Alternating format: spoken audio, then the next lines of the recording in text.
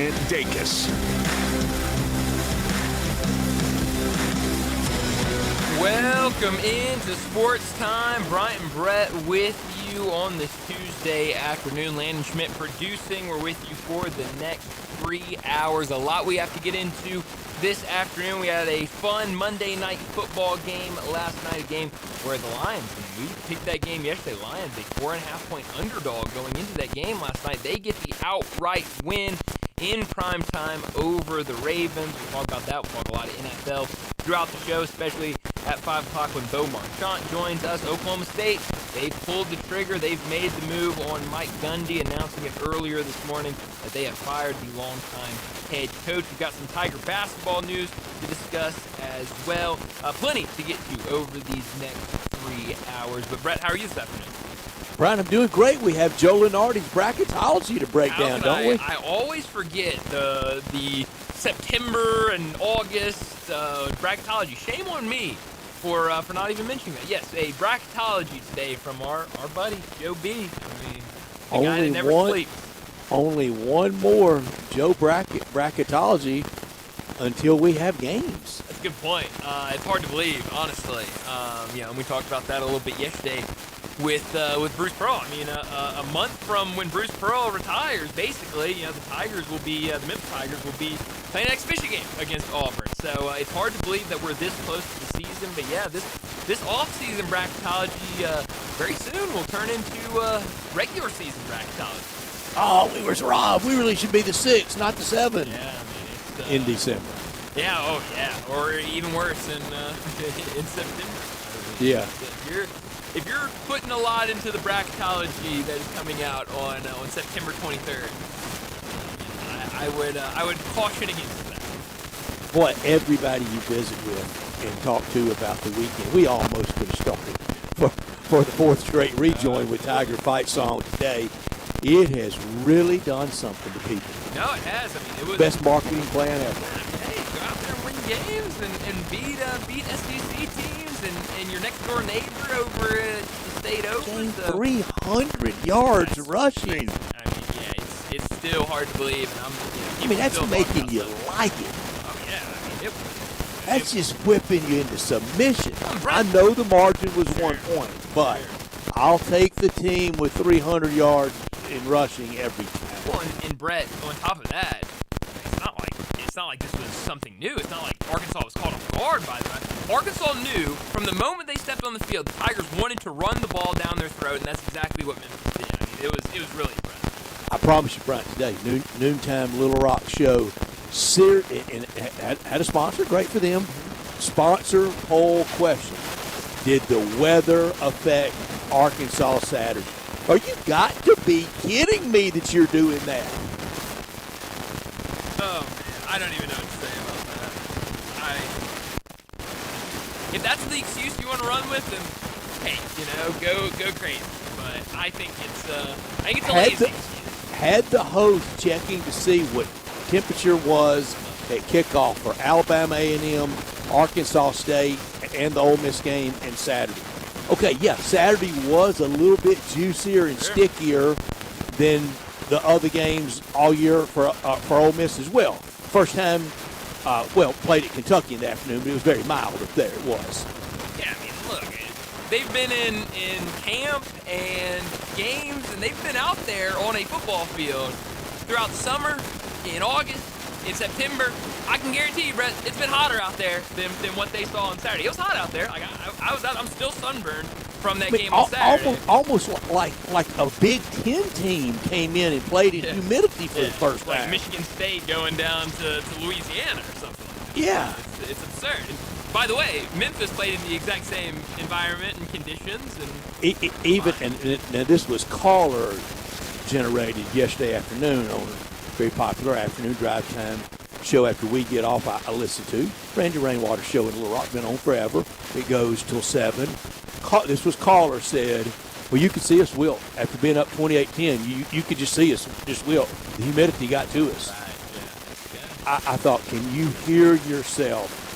Yeah, I mean, I just think it's a bad excuse, and I think it almost says more about your team than it does about anything about the game. I mean, if your team is withering because of the weather and the environment, then Sam Pittman has brought it up. It sounds to me your team is not prepared and is not tough. And I mean, I think there's a lot of questions. If that is the truth, if you want to go out there and say that is what happened, I think there's a lot of questions about your team. And Sam Pittman, to the assembled Arkansas media, he did. He sounded very down. And, you know, the more pressured he is, almost the softer, lower he takes his voice. Have you noticed that? I have noticed that, yeah. Okay, so he's in that voice, and he's speaking to the assembled media, from what I was told, except for one administrator, the sports information director. The entire room was credentialed media members, not a booster, not a fan in the media. And he said very softly to them, he goes, look, I know y'all want us to be good very bad, and I want us to be good very bad. It's not like we lost by 50 or whatever it was. Why is he telling the assembled media, I know y'all want us to be good? I think that is, I think that's just classic coach speak. Yeah, I think he's just slipping. He was saying what? No, I know. Almost the biggest fans of the Razorbacks are the Arkansas media. That's true, and I think that's all just canned coach speak with any coach, and I think it's certainly with him. But you're right. I mean, I guarantee you, Tom Murphy does not care who wins. No, with Arkansas Democrat Gazette. No credentialed media member. Now, is it better to cover a team that's winning and all that? Yeah, all that for sure. But I guarantee you, Tom Murphy does not care who wins. Absolutely. I mean, nobody should. I know it's something that I saw Jonah Dillon on his Twitter over the weekend, because I guess, and I missed the story where he wrote his prediction for the game, but from what I've gathered on social media, he had the Tigers losing in the game against Arkansas in his prediction. And people on Twitter were coming at Jonah and was like, you should have more faith in the Tigers. You should trust in them more. And Jonah was like, I just cover the team. Like he should have no faith or any trust. Exactly. Like, I'm just covering the team. Like it's a job, whatever. And like I don't care win or loss. I have a story to do. Now Jeff, Dave, Jarvis, Greg, very different. Me with Ole Miss, very different. We're paid by them. That's right. Y'all wear the logo on the polo when you're out there. We sure do. It's very different than beat writer or you anything. could not make Jonah show up in gear. No, absolutely not. And he shouldn't, because he should not. He absolutely should not. So yeah, I mean that's crazy. But things are going bad at Arkansas, and I don't see them getting any better. Well, Notre Dame comes to town. Yeah, that's rough. I mean, I don't even know what the line is for that game, but It's pretty small, Notre Dame. 3.5, 4 or so. I don't think the season gets any better for Arkansas. I do too. We'll see what else do. I had them 6-6 and 3-1 to this point, or 2-2. So there goes one. And I did have preseason win over Notre Dame. I don't know about that. Yeah, I don't know how confident I would be in that after seeing what I've seen, especially over the last 2 weeks. And those late game turnovers, it really is hard to believe that you have two back-to-back weeks. But they have not been blasted. No, they played fine. Coulda, shoulda, won both. Absolutely. I mean, yeah, there's an alternate universe out there, Brett, that they are undefeated and looking really good. I promise you, I'm not trying to pit anybody against anybody. I just want to gauge. Today on our Sissy's Log Cabin text line, 901-360-8255. Now on the third very successful Memphis coach, Justin Fuente, Mike Norvell, and now Ryan Silverfield. And I know a lot of this can be heat of the moment, but that's fine. Of those three, who's your favorite? Tiger fans, let us know. At 901-360-8255, Sissy's Log Cabin text line. Three very different coaches. Very different. Yeah. No, different personalities. Very, very different. Different in a lot of ways. All three very successful. Very. Which one has been your favorite? Justin Fuente that got it started. Mike Norvell that took it to still heights that hadn't been topped by Ryan Silverfield, his successor off his staff. But Ryan Silverfield winning at a pretty fever clip. Oh yeah, it's a good question. Yeah, I'd love to hear the response from the listeners because I think you'll get a lot of really different answers. I don't even know if I was trying to guess the percentage. I don't even know how it would fall out. I wouldn't either. That's why I want to know, because we got history unfolding real time for this year for Tiger football.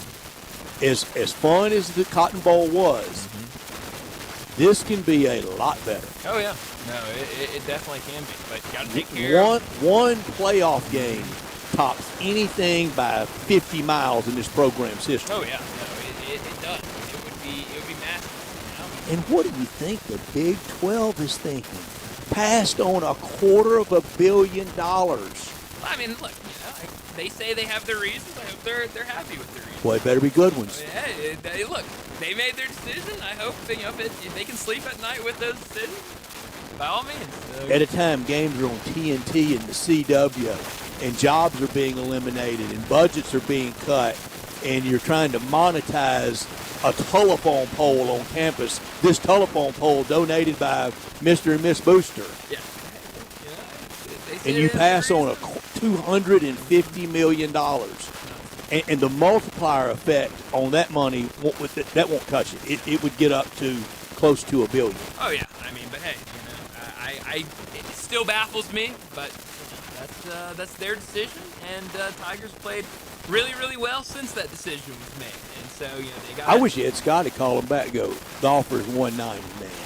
we'll still offer you something, but it's we're gonna cut it in half. And no harm, no foul. We'll act like nothing happened. But it's $190. We'll forget everything that happened in the past, and we will move on as a happy family. And we'll see. I'm sure those responses would be a little different now than what they were back in the summer when that news came out. But no, I mean, Tigers now got to take care of business in conference. They've been perfect through non-conference, and that is you can check that off. And now conference play starts, and we know that's when things can get pretty tricky. But so far, so good. Yeah. Last year got real tricky after the biggest win of the year, but FAU's not Navy. No, FAU is very different than Navy. So we'll see what they do this weekend. We'll see how they continue throughout conference play, and see if this can be a very special year for this Tigers football team. We'll continue this conversation about the Tigers in our next segment with Matt Infield. But before we do any of that, last night, Monday Night Football, the Lions 38-30 winner over the Ravens, a game that was very back and forth early, and then the second half, it was the Lions that looked really, really good and ultimately won that game. It looked like at a couple different points the Ravens had some opportunities, could maybe go out and take the lead and win that game, but it was the Lions that came out victorious on the road. 30. I think you questioned it. I think that's questioned fair to it. say. I did. And he had some throws last night. They were just unreal. Yeah, no, he is. Some of those back shoulder throws. Looked really good. The timing, his confidence too. Man. I mean, Dan Campbell, he really has to rely on him on all that gambling. Yeah, well, yeah, no, I mean, it's he's very calm, cool, collected. He's got a lot of confidence in the backfield, but it's kind of what we talked about yesterday. There's nothing flashy about it. I mean, he just goes out there, makes those throws, and keeps on moving. He's not a flashy player. He's not a guy that talks. He's not out there in front of the media. He's not gonna, be on not slinging his helmet around. No, I mean, it is. He goes there. He does his job. He goes home, and it's. Again, he's not one of my favorite quarterbacks, but when you're making a list that involves the Lions and current players, I think he's got to be on that list. And I'm glad he was able to back it up last night. He sure did. That would have been bad if he didn't, and we came into that. That was a big win for the Lions. It was a huge win. I mean, and look at where we're at now. I mean, week one against the Packers, we're questioning everything about this Lions team. Toughness. I mean, from the opening kickoff, everything in that game, everything about that team was coordinators, and now 2-1 and a win over the Ravens. So I think things are definitely looking up, and maybe just a fluke first game for them. Brett, big-time breaking news coming out right now. Ross Dellinger reporting that Oklahoma quarterback John Mateer will undergo surgery tomorrow on Wednesday to address a right hand injury he sustained in Saturday's win over Auburn. Brent Venables said the expectation is that Mateer will return to action sometime this season. So a guy that a lot of people have pegged after 4 weeks as being one of the Heisman favorites will now be sidelined for who knows how long with an injury needing surgery. Well, if you have surgery, I mean, any kind of surgery. Yeah, I mean just that's really tough. almost any. That's 4 weeks, isn't it? I mean, you would think. I mean, look, I'm no doctor, am I, Brett? No. Anytime I hear surgery, Epidemiologist. yeah, no, I'm not any of those things. I don't even know how to spell epidemiologist. So I certainly can't be. Remember all the people that would just sniff. Well, you're no epidemiologist. No, you're absolutely right. Like the hell you are. I'm far from it. So definitely a big story there for Oklahoma. And what does that do for them? I mean, they have played really well to start the season, and he has been fantastic early this year. But now he'll be sidelined, and who knows when he will return. But Venable saying that they expect him to return at some point this season. And they can't run it. No. It has been He's the been John Mateer show. He's been the show. He has. He's been the rainmaker. So big-time news out of Oklahoma. We'll get into more of that at 4 o'clock when Brent Beard joins us, talk some college football. But we got to set up today's show before we get to top and not top story of the day. 3:30, Matt Infield from Action News 5. He'll join us. We'll talk Tigers with him. We'll break down the win over Arkansas. Start talking about what the rest of this year looks like after the Tigers have checked off every single test in non-conference play. 3:45, we'll talk the NFL, talk a little bit about what happened last night in Monday Night Football, but got to get to some other stories, including the reporting this morning that Jackson Dart will be the starting quarterback for the New York Giants this weekend. 4 o'clock, Brent Beard from First Coast News in Jacksonville will join us. We'll talk a lot of college football with him. We'll get into everything that happened over the weekend. We'll talk about this John Mateer story that's just coming out. We have seen the reported annual opponents for the SEC starting next year. The show tonight to reveal the opponents, that will be at 6 o'clock tonight on ESPN2 and SEC Network. We'll get his thoughts on that. So a lot to get to with Brent Beard at 4 o'clock. 4:30 over on ESPN, there is an NBA offseason survey. We'll go over that, talk about some of the survey questions that were thrown out there. Grizzlies on a couple of these lists, and certainly Grizzly-related things on a couple of these survey questions. So we'll get into that at 4:30. 4:45, we'll get to big number of the day. 5 o'clock, Bo Marchant. He'll join us to talk the NFL. 5:30, we'll get to what's trending. And at 5:45, we'll wrap up today's show like we always do with Moe's and Humdinger's Crunch Time. Well, let me remind you, we're in our Family Leisure Studios where family and fun come together. It's the world's biggest spa sale going on right now at Family Leisure's. Spas starting at $29.99 and swim spas now up to 30% off. Floor model specials, they're going on as well. And get out there and get your cold plunges. Cold plunges starting at $49.99. Get a free umbrella with purchase of select patio furniture sets. And don't forget about those swimming pools. I know we're making our way into fall, but it's a perfect time to go out there and purchase a swimming pool because their clearance pricings are going on through the end of October. Buy now and save on those price increases. Don't forget about the special financing. It's available, but only at Family Leisure, 2120 Witten Road, just north of I-40. We are Sportstime. We're with you till 6 o'clock, live and local, and we want you to join us by texting or calling 901-360-8255. That's the Sissy's Log Cabin text and talk line. Hit us up on any and all subjects, including the one I've already thrown out, but anything you want to discuss, 901-360-8255 at the Sissy's Log Cabin text line. The guest line for all our guests will be 901-360-8255, and that's brought to you by Sissy's Log Cabin as well. He's Bryant. I'm Brett. Our producer is Landon Schmidt. We're Sports Time. We're always in our Family Leisure Studios, and every day this hour brought to you by Lexus of Memphis at 2600 Ridgeway and online at lexusofmemphis.com. Great offers on all 2025 models and always special leasing options. Driving luxury and confidence knowing that every new Lexus comes with complimentary first and second maintenance services. Call them at 901-334-9673, but they want you to stop by the only Lexus dealership in Memphis at 2600 Ridgeway, and that's where you can put yourself in the driver's seat of the all-new 2025 flagship LS500, and you'll be driving in style. When you purchase a Lexus, you get top-of-the-line engineering and design, and they make for the safe luxury driving experience. Online at lexusofmemphis.com. Experience amazing at Lexus of Memphis. top story of the day. Well, my top story of the day was Monday Night Football last night and the win for the Detroit Lions over the Baltimore Ravens. After a 27-13 loss to start the season, where really I think that score is a little closer than what the game actually played out to be, because it was all Packers in week one against the Lions, and we all came in. I mean, everybody across the country had questions about this Lions team after losing their offensive and defensive coordinators. A lot of people doubted what the Lions could do this season, but since then, a 52-21 win over the Bears, and last night on the road against the Baltimore Ravens, a 38-30 win. Now you look at the Ravens, and the offense has still looked really good. 40 points in the first game, 41 points in the second game, 30 points last night against the Lions, but really struggling against these higher level opponents to come up with stops on defense, giving up 38 points last night, 41 points against the Bills. And then there's Derrick Henry and the start to the season that he has had. He's put the ball on the ground in all three games this year. Now, twice it has resulted in a lost fumble. We know they were two big ones against Buffalo and then last night against Detroit. But against Cleveland, he lost the ball. They were able to get back on it.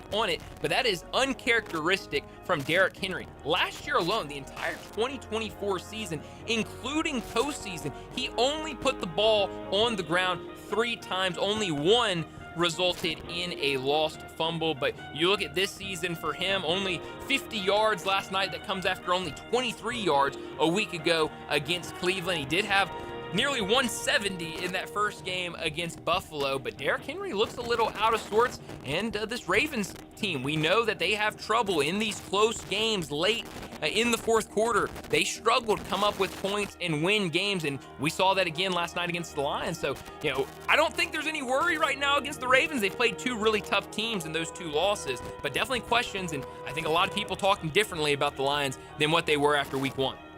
My top story, Tiger fans, pay no attention to the polls or the mock brackets or CFP stuff. All that matters this week is win at FAU in Shiki Boca. This week in Boca, next week Tulsa at home, and then a perfectly timed open date. After 6 down, 6 to go, the open date. I think that would be almost room service for open date. And for the fans, look, next week, I know it's not an SEC opponent, and I know these teams aren't very glamorous, but this team that you can watch is very glamorous. We're on the verge of something historic. You want to be a part of this. You want to say, I was out there for those games. That year we went to the playoffs. This really can happen. This is what the 12-year process started by Justin Fuente. It's what it's led to.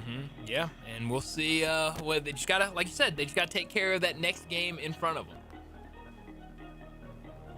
Not top story of the day. Well, my not top story of the day, it is Tiger related, but on the basketball side of things, and no, it is not the bracketology that we saw earlier today from Joe Lunardi, even though if you do care about what that said, it had Memphis as the automatic qualifier and 11 seed taking on Michigan State in the first round. But last night, we got clarity on what this Tiger basketball team, what the roster will look like. We knew there was some uncertainty because Tariq Ingram joined the program, committing to the Tigers on September 11th after transferring from Rider. But when you looked at the roster, that meant 16 guys on the roster. I know last week when we talked to Greg Gaston, he said that the likeliest player to leave this team was Daniel Vieira-Tuck. Daniel Vieira-Tuck that ultimately committed to be a freshman on last season's team. Ultimately, because of some eligibility things, went to overtime elite, joined the team going into this season, but still there was some eligibility issues there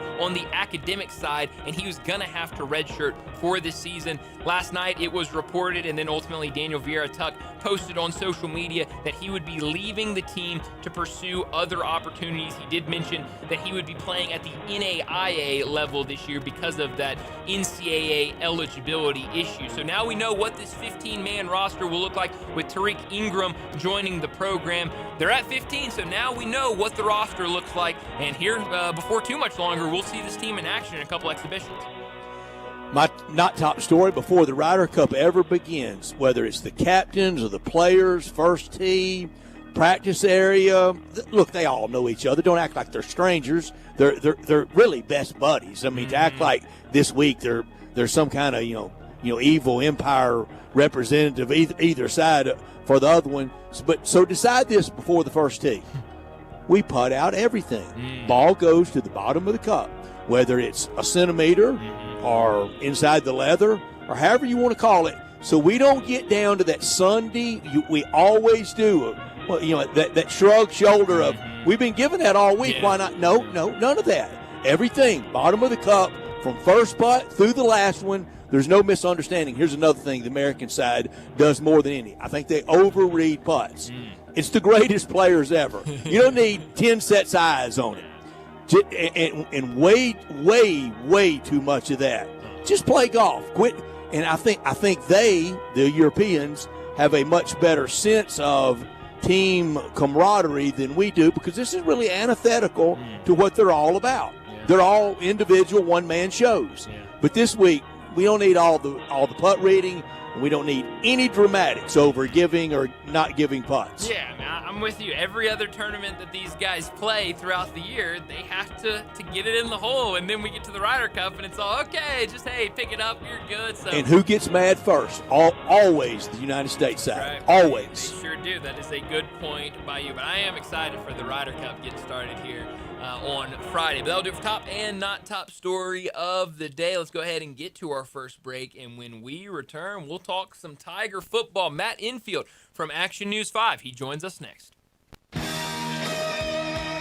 Add a little fun to your lunch break. Join Johnny Radio for Sports 56 Happy Hour from 11 to 1 every weekday on Sports 56 and 98.5 FM.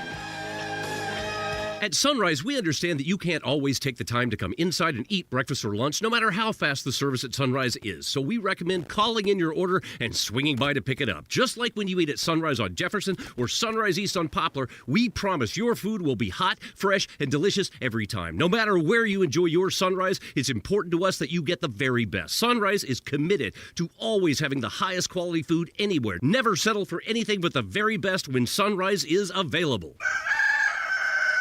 Must qualify for enrollment. Results may vary. Just hearing the word IRS can make people break out in a cold sweat. No one wants to deal with the IRS, and now you don't have to. The good news is Legal Tax Defense has been successfully negotiating with the IRS for more than 15 years. It doesn't matter how much you owe, whether it's $5,000 or $5 million. You deserve the best in the business on your side, and that is Legal Tax Defense. Even if you're working with someone else and just want a second opinion, there is no cost or obligation to call. They can prevent levies, liens, wage garnishments, even file back tax returns. And the best news about Legal Tax Defense is they won't take your case unless they know they will reduce or eliminate your tax debt. Call Legal Tax Defense right now for a free no-risk consultation. 800-348-8569. 800-348-8569. You have nothing to lose but everything to gain. 800-348-8569.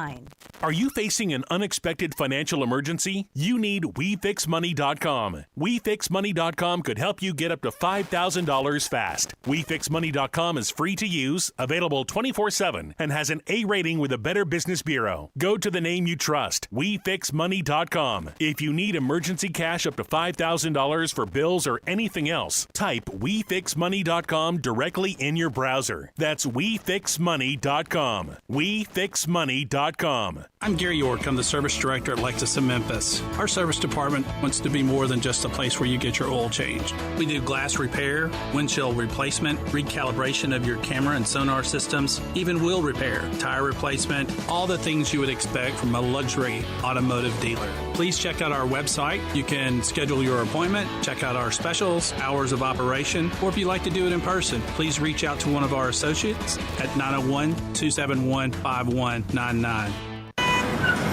Sports 56 traffic. Good afternoon. We've got a vehicle that's overturned in the Midtown area. It's 240 northbound near Jackson. It's already starting to build up in that area already in Midtown here in the last few minutes. Now we got this on our hands. Again, it's got traffic slow, 240 north at Jackson on this vehicle that has crashed. Traffic's building to the south on 55 down through DeSoto County. Zips Car Wash, that's where I go, and so should you. Get upgraded shine and protection at your local Zips Car Wash. Check out zipscarwash.com. Find a location near you. I'm Commander Chuck with your on-time traffic.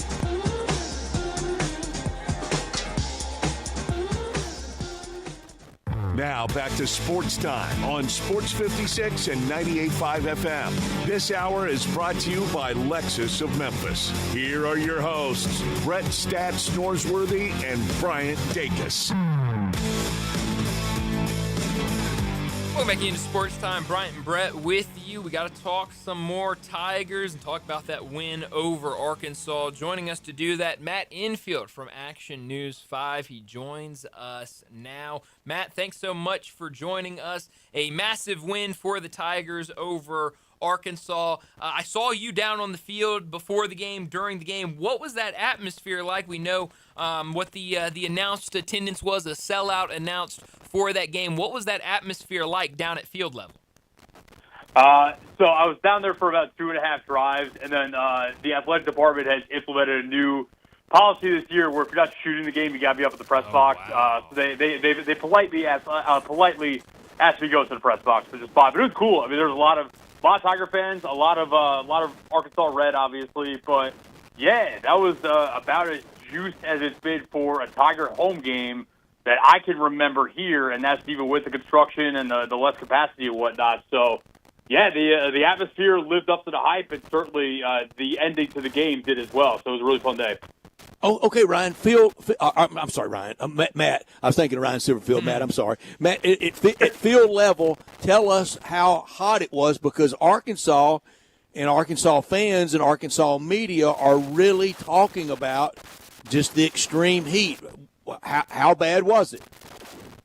I mean, it was hot, but I've definitely been on hotter football fields than that. So I don't know if that's Arkansas cope or what, but I definitely I can't imagine that Arkansas players, I'm not as familiar with the Fayetteville climate, I guess, as I am Memphis, but I can't imagine it's that much cooler at this time of year over there, and especially in August when they get going. So, I mean, it was hot, but it wasn't anything to me that was out of the ordinary. Now, obviously, I don't have pads on. I'm not running around full speed trying to take people's heads off and make plays and whatnot, but it didn't feel like it was going to be a huge differentiating factor of the game. Maybe it was, and I didn't know about it, but it shouldn't have been.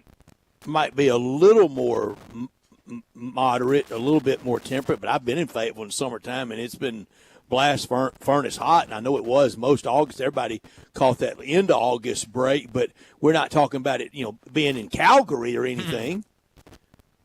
No, or wherever. I mean, I'm sure there are teams in the American Conference where you could, if it was Temple or something like that, maybe you could justify it. But, yeah, I definitely don't think that should be used as any sort of rationale for why the result of the game ended up being what it was. All right, from 28-10 on, we know what happened. At 28-10, what were you thinking was going to happen? Oh, I thought it was over, for sure. I definitely thought it was over. I admitted it as much on air on Sunday night. Yeah, I definitely thought it was over because it looked like what I thought could happen, which would be it's the toughest test that the Memphis defense has faced. The Arkansas offense is obviously really good, better in first half apparently, because that's 2 weeks in a row that in the second half their offense is kind of falling apart. But, yeah, I thought that kind of just generally speaking, they were doing whatever they wanted in the ground game.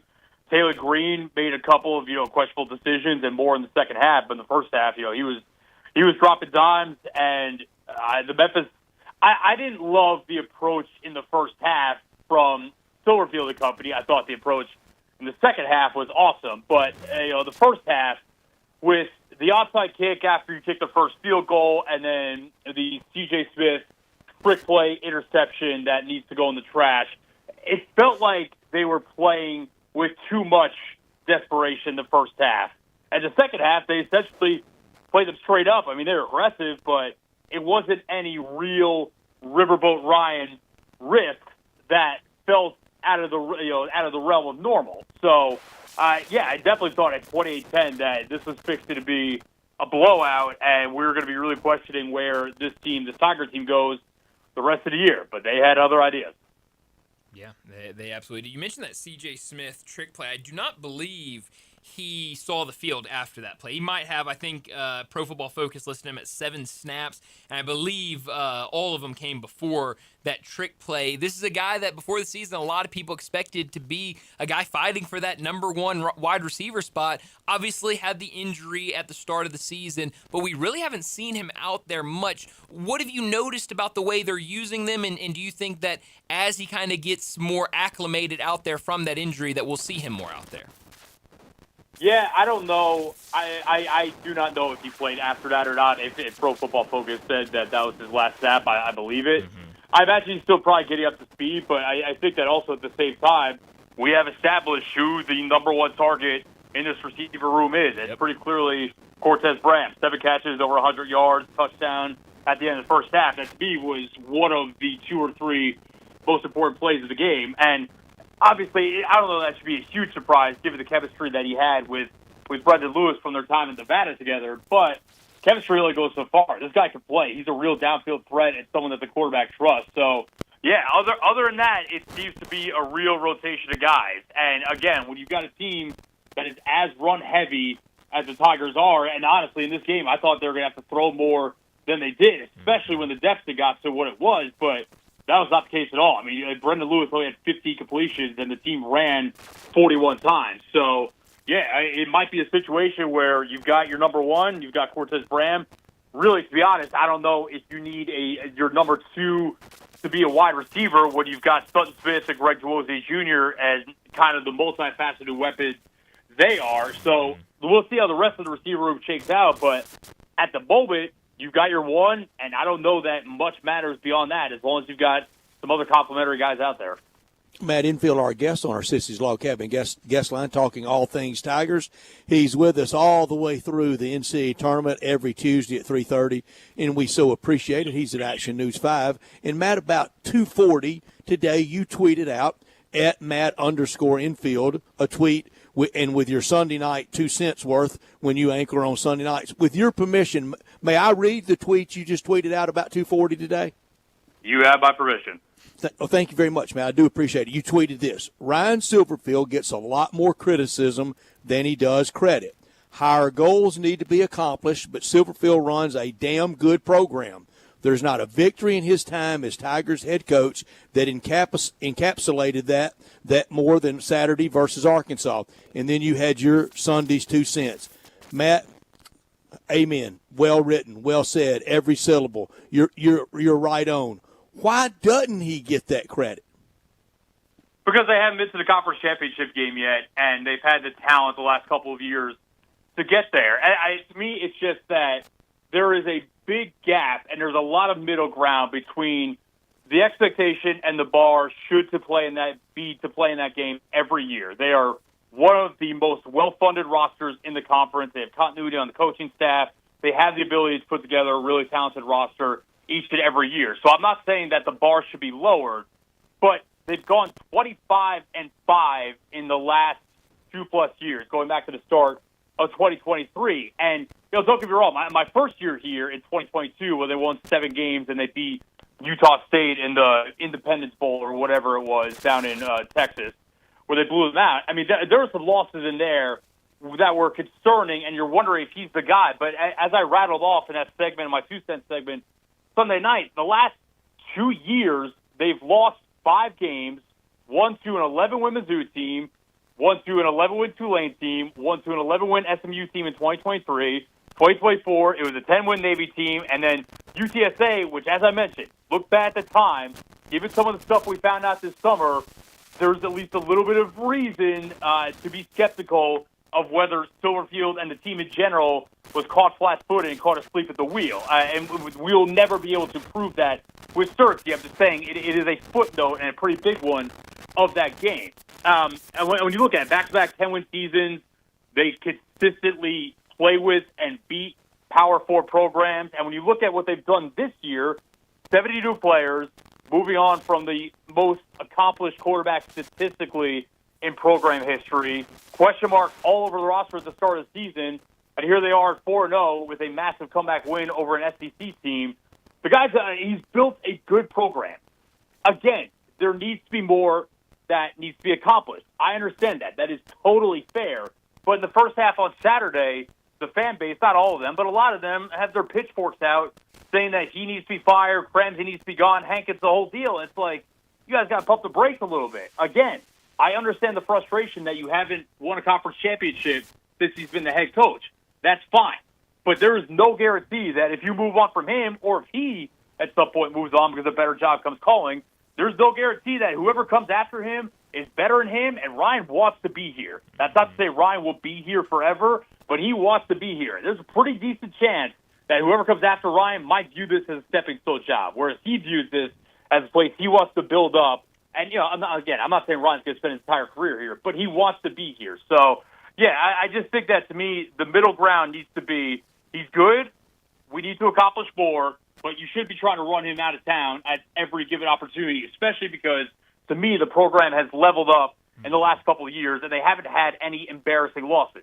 Do they need to punch above their weight class at a certain point? Probably, but they have done that. They just haven't done it necessarily in some of the conference games that ultimately decide who plays in the conference championship game. But now they're at least one of the favorites to make the playoff out of the group of five this year. The conference championship and all their goals are right in front of them, so maybe this is the year. Yeah, really well said, Matt. I think you covered it all and did it really well. We're talking to Matt Infield from Action News 5. He joins us to talk Tigers. And the big story, I guess one of the big stories, because there were a couple big stories from that win against Arkansas, but the game from Sutton Smith, 147 yards, 1 touchdown. He's now up to 5 touchdowns on the season. I think there was a little bit of question mark, especially maybe early in the season, coming off that ACL, what Sutton Smith would look like.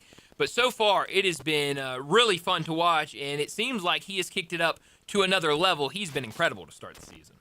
Yeah, and it kind of makes you think, what if they had this guy last year? What could that team have accomplished? But, yeah, he's been awesome, and it's been such a cool comeback story between scoring a touchdown on his first carry in the opener against UC Chattanooga, and then he has a big game in a homecoming for him against Georgia State in Atlanta, and then monster game on Saturday, including the go-ahead touchdown, which I don't know what the biggest play from that game was because there were so many of them between him and the Cortez touchdown at the end of the half, the Bracey forced fumble and recovery, obviously, and then the Arrington Maiden never skips leg day carrying the pile. So many big plays in that game, but Sutton obviously breaking loose for that 64-yard touchdown to give Memphis the lead. And, when you're trying to pull off a massive comeback like that, when you get over the hump, that is a huge boost of momentum, even if you got to come up with a stop on the other end. So, yeah, I'm really happy for Sutton. He's a player that's about all the right stuff, super humble, locked in on being the best player he could be. And I know that, he said it was that moment was kind of what he dreamed of when he was rehabbing. So I'm really happy he had that moment. And I also know that he is going to be locked in and laser focused on FAU this weekend. And Matt, on the defensive side, in a game that didn't have a lot of defense, but some, I thought Kamari Wilson, Bryant, you mentioned Drew Watts, everybody's mentioned Chris Bracey, and William Whitlow.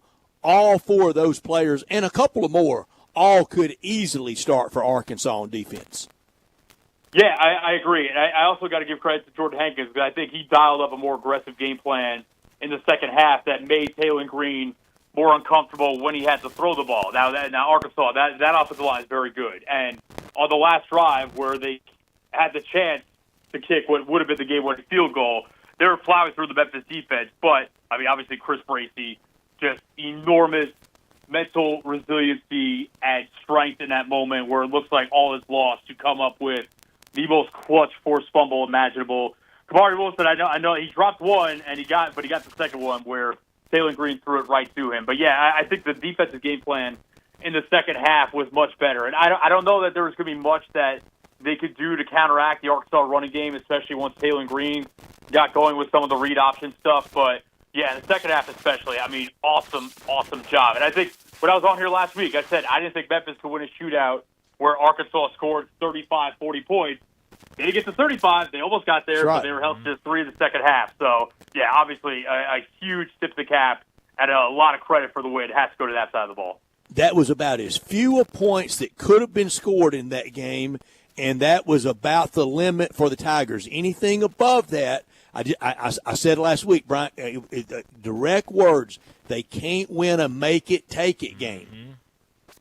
Yeah, and I think we talked last week mentioning turnover differential, and that ended up being +1 for Memphis, which I think ended up being pretty important as well. But I mean, the last drive where Sutton scores the 94-yard or the 64-yard touchdown, but they went like 95 yards in like 4 or 5 plays. So I thought even in the second half, the start of the second half, when they were down, what would have been 28-17, I thought they were going to have to throw the ball more than they did. But the defense did their job, and they were kind of able to stick to their identity. I think Brendan wasn't perfect, but I think Brendan made just enough plays, and he is a really dynamic runner. And I credit to Tim Cranzi and the staff because they have figured out a way to really weaponize him and his legs and play 11-on-11 football, essentially. And they were able to play their game before it got too far away from them. So, yeah, I don't know if it got much higher scoring than that, if they would have been able to pull it out, but it was just enough. Yeah, that's exactly right. And, yeah, got to give a lot of credit to what the defense did in that second half. Well, Matt, we'll see what they can do this weekend against FAU on the road. Now just got to take care of business in conference play. But as always, thanks so much for joining us, and we'll talk to you again next Tuesday. Appreciate it, fellas. Enjoy. Talk to you next week. Thanks, Matt. Thank you, Matt. Matt Infield with us every Tuesday from Action News 5. And that Whitlow matchup, a lot of times, it wasn't every single snap against Fernando Carmona. And watching the replay once again, the announce crew, and they're right, talking about Carmona for Arkansas at guard. He's one of the top guards in the country. But Whitlow, he stood his ground all day against that gigantic Arkansas offensive line that a lot of NIL portal money went into. Yeah, no, it's a really good point, and Whitlow has been really, really good, and obviously was the representative for the team for the defense at media days, and he certainly has become a leader on this defense. Matt Infield brought to you in part by East Memphis Ace Hardware. That's where you can shop locally with your friends and among friends at East Memphis Ace Hardware at 5143 Quince in the Quince Station Shopping Center, where the nice people are helpful and knowledgeable with great employees that really care about you and want you to have customer satisfaction. And you'll want to be part of the customer loyalty program. We've all wanted and we all like that place to go to that feels like that old-fashioned hardware store type place. Well, we've got it. It's what Jarrett and Janelle Carter, it's what they built, it's what they maintain, it's what they expect. And you can go in and just feel like you're not at the big box place. Plants, tools, lawnmowers, grills. Did I say grills? They've got them. The Big Green Egg specials right now. They will assemble it. They will deliver it to your patio. I don't know if they'll start the first fire for you. If you ask nice, they might. But they also have Traeger, gas grills, charcoal grills, flat top grills, Weber, Blackstone, all the grills you want in it. East Memphis Ace Hardware with everything you need to get cooking, knowledgeable advice on how to choose that perfect grill for you. I know a lot of people are already starting to think about that holiday gift. Well, that's where you need to go and get it and have it assembled. Outdoor power equipment, paint supplies, decorate your yard for football season with Tigers and all the SEC yard decor. I know Tiger fans loud and proud and should be right now. Outdoor living with patio furniture, coolers, and all the great brands, Toro, Milwaukee, and Steel. Ace really is the helpful place in East Memphis Ace Hardware, the local friendly place at 5143 Quince in the Quince Station Shopping Center at Quince and White Station. Well, we need to get to a break. We have been getting text messages about what Brett asked earlier about favorite coach of these three that we've seen at the University of Memphis. Keep those down. Say that again. It's not meant to run anybody else down. No, absolutely not. I think it's a good question, but definitely send those in to Sissy's Law Cabin listener line 901-360-8255. I want to get to a couple of those texts. We'll also talk a little NFL. We'll do that next on Sports Time. Not only can you listen to your favorite shows on Sports 56, you can also watch video of the shows live on Twitter and YouTube. Watch and listen every day at Sports 56 WHBQ. Don't miss the 53rd Annual Pink Palace Crafts Fair at Audubon Park, September 26th through the 28th. Bring the whole family and enjoy 3 days of food, live music, and of course, shopping for one-of-a-kind arts and crafts from across the Mid-South. It's a Memphis tradition you don't want to miss. The Pink Palace Crafts Fair, September 26th through the 28th at Audubon Park. Sponsored by First Horizon Foundation, Friends of the Pink Palace, and your friends at Sports 56. Air. We breathe it naturally. Simple, right? Not so fast. The air you breathe could be hazardous to your health. Don't guess. Be sure with a phone call to the Memphis Mold Inspector, the only licensed mold assessor in the Mid-South. Call the Memphis Mold Inspector to check the air quality inside your home and office. Protect babies, pets, new homes, old homes, employees, friends, loved ones, and you. Just call 901-292-7788 for clean air and peace of mind. 901-292-7788 for the Memphis Mold Inspector. Family Leisure doesn't do anything small. It's always got to be big, just like the world's biggest spa sale. Happening right now at Family Leisure. Check this out. You can get spas starting under $3,000. Spas and even swim spas, they're up to 30% off.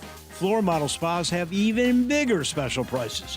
Cold plunges are all the trend right now. Take the plunge starting under $5,000. You see a patio furniture set you like? You could get a free umbrella with it. Ask an associate for details. Plus, swimming pools are clearance price now through the end of October. Get yours before the prices increase. That is with any big sale. Special financing, it's available. The only thing small during the world's biggest spa sale at Family Leisure are the prices. Family Leisure, Whitten Road at I-40, where family and fun come together.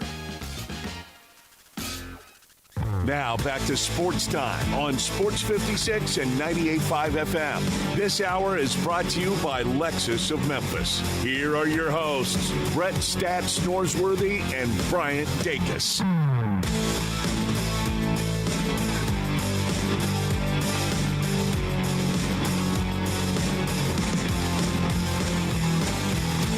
Welcome back into Sports Time. Bryant and Brett with you as we got a couple minutes left in this first hour. I wanted to get to a couple of these texts that we've gotten about the coaches. We're getting a lot of Mike Norvell in here, and I think good reason. Like you said, Brett, we're not trying to run any of these coaches down. I think there's no wrong answer on this question, but I think it is a good question to see kind of where the fan base is at with these three coaches. But there are two texts that I did want to point out that we've gotten since the start of the show. This one came in and it said, loved Mike and still do, but when Ryan took over, he had to deal with COVID. Now it is the portal and NIL. Since being around him, I've seen how players love being coached by him, his love for the fans, city, while still dealing with all of the fans and certain members of the media who don't want or who don't think he is the right guy. He is the guy all in. So I think a really good, because I think it does get overshadowed, Brett, of kind of Ryan Silverfield takes over, is immediately hit with COVID, immediately hit with all of the changes we're seeing in college football. And it's not easy. It's not, meant to be an excuse for any coach out there, but he has had to deal with a lot of different things out there. We got another text, this one not about coaches, but it is something I want to bring up because it's something that I think a lot of people have said about watching the game on Saturday. The end of the game and kind of what happened there with the timeouts and running out the clock. I believe watching the game back and talking to people that weren't there in the stadium, and I believe it was when Brendan Lewis's helmet popped off. The head official went over and said something, and I'll be honest, Brett, he's kind of mumbling, so you couldn't really understand exactly what he was saying. It was also very loud at Simmons Bank Liberty Stadium.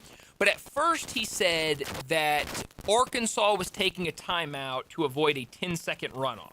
He turns off his mic. We go to start playing. Another official walks over to him, says something. Then he turns his mic back on and says, Arkansas did not take a timeout. There is no 10-second runoff. And so I think on television, they took away the timeout on the screen, but in the stadium, they still had one timeout, Arkansas did, and so that is why you saw an extra timeout burn. The Tigers ran a play instead of taking a knee. It was very weird into the game for kind of just, hey, let's run this clock out, take a couple knees. So that is what I believe being there, kind of what happened. I think it was just more of a miscommunication between the referees and kind of TV and everything. But ultimately, it worked out and everything was fine. It sure did. Now, that was an SEC crew. Yes. No, it definitely was. But I just think it might have been a little bit of a clarity issue in terms of what the officials were saying. And that can happen. Hey, everybody, if you're ready for that road trip or to that special weekend trip in the fall or to a ball game, started at All-Star Chevrolet right there in Olive Branch. Check out all the new Tahoes and Suburbans, Equinox, Traverse, all the Silverados on the lot at All-Star. First exit when you cross into Mississippi on Highway 78, take Kraft Goodman Road, and you're there with Drew DePriest and his team. Drew DePriest, proud Tiger graduate. His wife, their whole family, all Tigers. Financing as low as 0 or 3.9, no payments for 90 days. 1.9 and no payments for 90 days on a new 26 Equinox. Your good credit deserves it. You'll get it at All-Star. And with the best of the best in the pre-owns and certified Chevys, a ton of Silverados, Tahoes, Equinox, that great-looking Corvette Stingray. If you have any car or truck you want to sell, bring it to All-Star this week, whether you bought it there or not, and leave with a big old check. Bring the title, get a check. What a deal.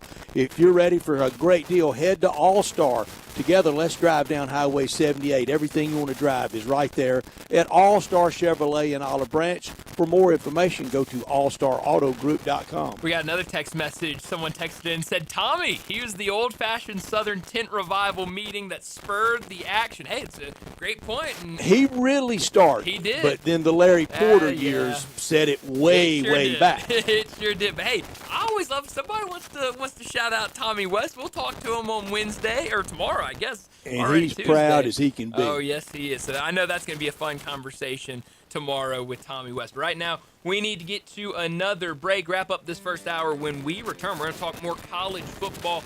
Brent Beard from First Coast News in Jacksonville will join us next. A lot to get to with all the action over the weekend. The coaching change that we saw earlier today with Mike Gundy out at Oklahoma State. We'll also get to a little bit of basketball with him. We'll have to get his thoughts on Bruce Pearl announcing his retirement yesterday. So a lot to get to. We'll do it next with Brent Beard.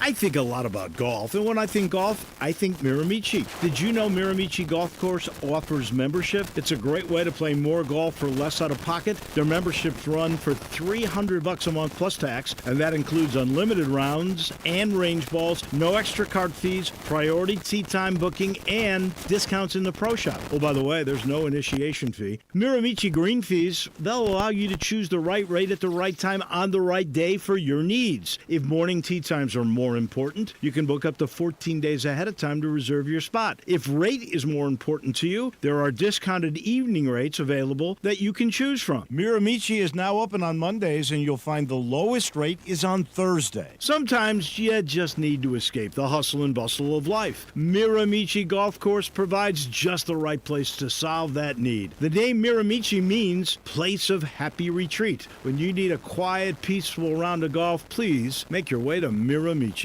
Hi, I'm Glenda Hastings, owner of Napa Cafe, and I'm inviting you over for dinner. Treat yourself tonight with a delightful dinner of scrumptious combinations. Fresh salads, homemade soups, or maybe start with an appetizer, like our baked Dungeness crab dip with manchego cheese, lemon, garlic, and French baguette toast. Drift into one of our fresh seafood dishes, like the caramelized sea scallops with curry beurre blanc, black forbidden rice, and Thai mango salad. Or our ancho honey glazed salmon with creamy black bean puree, avocado pico de gallo, and jalapeno crema. Maybe you're looking for something cozy and comforting, like our Duroc pork chop with apple brandy demi-glaze and blue cheese bacon mashed potatoes. We have something for everyone. Napa Cafe, open Wednesday through Saturday for dinner starting at 5 o'clock. For reservations, visit our website at napacafe.com. Come join us. I'd sure love to see you. Congratulations to Napa Cafe, celebrating 27 years of great food and service for you. Napa Cafe. Must qualify for enrollment. Results may vary. Just hearing the word IRS can make people break out in a cold sweat. No one wants to deal with the IRS, and now you don't have to. The good news is Legal Tax Defense has been successfully negotiating with the IRS for more than 15 years. It doesn't matter how much you owe, whether it's $5,000 or $5 million. You deserve the best in the business on your side, and that is Legal Tax Defense. Even if you're working with someone else and just want a second opinion, there is no cost or obligation to call. They can prevent levies, liens, wage garnishments, even file back tax returns. And the best news about Legal Tax Defense is they won't take your case unless they know they will reduce or eliminate your tax debt. Call Legal Tax Defense right now for a free no-risk consultation. 800-348-8569. 800-348-8569. You have nothing to lose but everything to gain. 800-348-8569. Your journey starts here at Gossett Hyundai on the Pike, and it's a dream come true. 2025 Hyundai Sonata, buy it for $27,689, or we Gossett at $273,61 a month. How about 2026 Hyundai Tucson SE? We Gossett $30,775, or just $339 a month, or 1.99% for 60 months is available. And right now, Gossett Hyundai on the Pike's got 2025 Hyundai Santa Fe XRT all-wheel drive loaded, $349 a month. Plus America's best 10-year, 100,000-mile powertrain limited warranty. So hurry to Gossett Hyundai, 1870 Covington Pike, or visit online 24/7 at HyundaiGossett.com. If you want it, we Gossett at Gossett Motor Cars. All 36 month lease, $10,000 per year, zero acquisition fee. Sonata SA516,776, MSRP 28,810. Tucson DH619,518, MSRP 31,755. Santa Fe SH11,0054, MSRP 43,635. Must finance through Hyundai. Includes all rebates and incentives. PF 895 excludes tax title and license. See dealer for complete details. Offer valid through end of the month with approved credit dealer stock only. Listen each and every Sunday morning at 10 a.m. and join Ottawild Presbyterian Church for worship. Ottawild is a PCUSA church located in Midtown Memphis. Sports 56 traffic. Good afternoon in Midtown. They've been trying to clear up this accident from earlier on 240 North in Jackson. There's still some showers out here in certain parts, especially up in Tipton County, north of Memphis, and some over in Fayette County as well. Just give yourself extra time. Try to build 240 eastbound from Mill Branch out to 385 Bill Motors Parkway. Zips Car Wash, that's where I go, and so should you. Get upgraded shine and protection at your local Zips Car Wash. Check out zipscarwash.com and find a location near you. I'm Commander Chuck with your on-time traffic.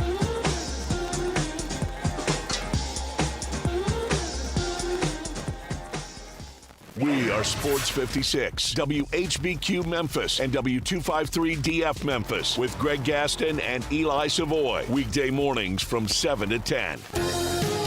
Now back to Sports Time on Sports 56 and 98.5 FM. This hour brought to you by Landers Ford in Collierville. Here once again are Brett Norsworthy and Bryant Dacus. And she says, I wish that I could be like the cool kids. Welcome back into Sports Time. Bryant and Brett with you as we start our second hour. And so much to discuss when it comes to college football. And you know we talk it every single Tuesday with Brent Beard.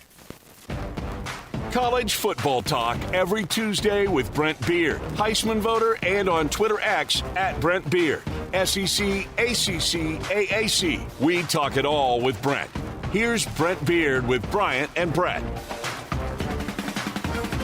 Brent Beard joins us now to talk some college football. And Brent, a lot of places we could start, but let's start down in your neck of the woods, down in Florida, where we saw Miami and Florida over the weekend, and really looks like two programs going in opposite directions. You've got Miami. It looks like they might be back. They played really well to start the season. On the other side, Florida, that has really struggled and now feels like a matter of time when they make the move with Billy Napier. What jumped out to you seeing that matchup unfold over the weekend? Probably how inept Florida was offensively, particularly in the first half. They are not playing well, but with that said, could be undefeated still. But they just have not had the offense to get them through. Billy Napier now is 20-22. Florida's 1-3. It's the worst record through a Florida coach's first 43 games since World War II. Wow. Holy So, cow. Yeah. That You don't that's survive that.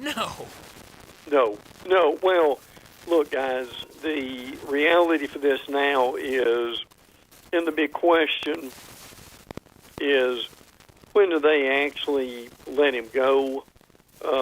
Now, what they might do is announce something in the next few days, because, see, this is their off week, or one of them.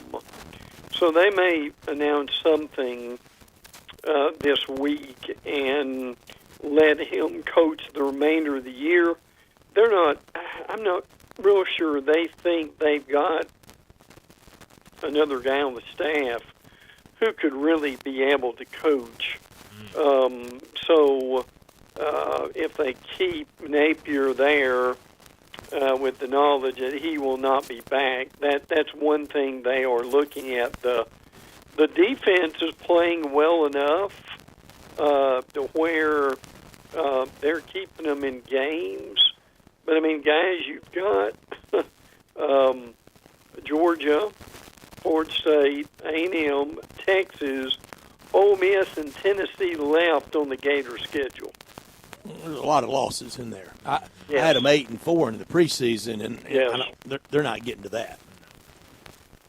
No. Look, they may not make 6-6, frankly, and and the other thing is, you've got Lagway now, and this is probably just precautionary stuff.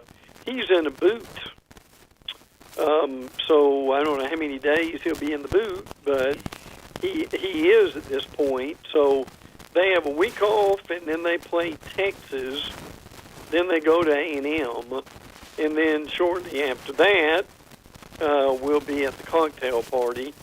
So look, but I think what they're trying to figure out now is when they need to make an announcement and be able to deal with the rest of the season. So Billy has gotten, we'll probably have 4 years by the end of the year. And again, a lot of people are saying that's probably one too many. And Brent, except for opening day, we knew it was going to be a tough opening day for Texas, and it was. And I would like for people to remember that with a minute left, they were driving to potentially send that to overtime. As poorly as they played and as really average as Arch Manning looked that day, that was just 14-7. But it looked like the toughest part of the Texas schedule would be back-to-back games against Florida going to the Swamp and Oklahoma at Red River. Yeah. Now they very well could be getting backup quarterbacks in back-to-back weeks in those games. Lagway, I think, is hurt, and you mentioned in a boot, and now we know John Mateer has a surgically repaired thumb. Yeah, and they just came out with that a little bit ago on his throwing hand that Brent mentioned, which is a real problem. So he may be out a month. It may be less than that. Now, the good thing is that they're off this week. I think they're supposed to do the surgery on Mateer. You may have more tomorrow. And then they obviously had a big win over Auburn. We're not quite at the midpoint of the season, Lord. We're getting there way too soon, but there is much going on right now. But at this, and I'll add this too, as I'm sure you guys have heard the same thing. There already a lot of sports talk radio stuff, television stuff about when does Florida let and make a coaching change. Who do they bring in? Obviously, Lane's name's been mentioned, and others, some with NFL ties. We will wait and see about that. But again, the sad thing about the Florida situation is, guys. They've got losses, and frankly, could have maybe except LSU. Maybe we throw that in there too. Florida could be undefeated right now. Yeah, definitely could. And you talk about quarterbacks and injuries, and we also learned last week that Garrett Nussmeier dealing with a little bit of a lingering torso injury. Now, it hasn't kept him out of any games. He's been playing, but there has been questions about this LSU offense. Some people saying that this injury has been limiting what he can do out there. Obviously, a dominant win for them against Southeast Louisiana, but you go to the week before when the offense struggled in a 2010 win over Florida. This week, LSU is on the road against Ole Miss. What do you make of this LSU offense through 4 weeks of the season? Well, and I understand the injury.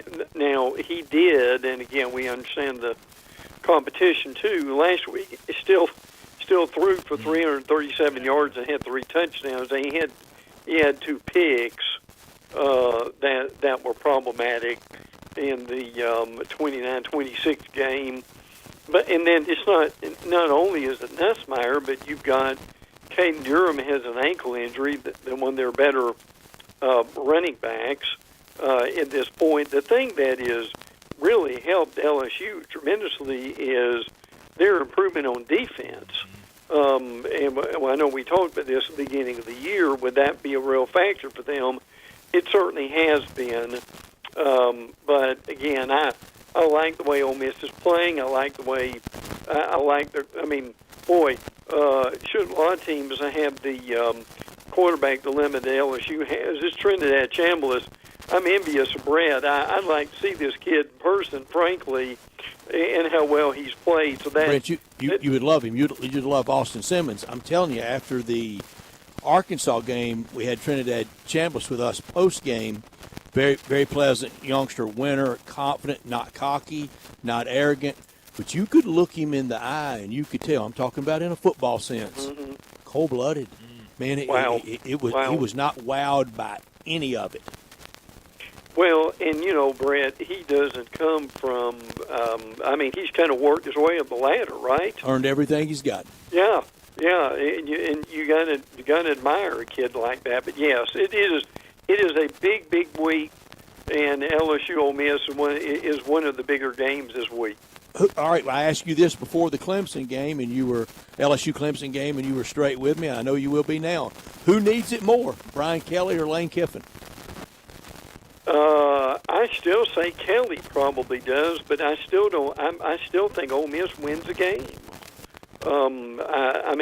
I get the point, and I certainly understand the question. But at this point, I'm just wondering if we're getting the point where, and it's not like Ole Miss doesn't have any, but the injuries at LSU, if that's going to cost them a game sometime in the next few weeks. And they've gone at each other a lot through the years. They like each other. Brian Kelly and Lane Kiffin, I think, really do like each other. They butted heads at Notre Dame and USC, now at Ole Miss and LSU. And Brian Kelly, the winningest active head coach out there in college football. It's a guy that broke Newt Rockney's record at Notre Dame.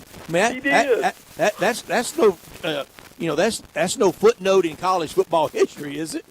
That really is incredible when you think about that. And look, Kelly has rubbed some people the wrong way. But at the same time, credit's due with what he's accomplished on the field and 2 of the biggest named schools in America. Absolutely. Yeah, and we also have Alabama and Georgia, primetime Saturday night, game day there, SEC Nation there. Everybody originating from there. Paul Feinbaum on Friday afternoon will be there. I think it's deserving. But, Brent, we're already talking and looking at Alabama as differently as we have in a long time, since Mike Shula years. If they were to lose Saturday and be 2-2, we've really passed through. We already have.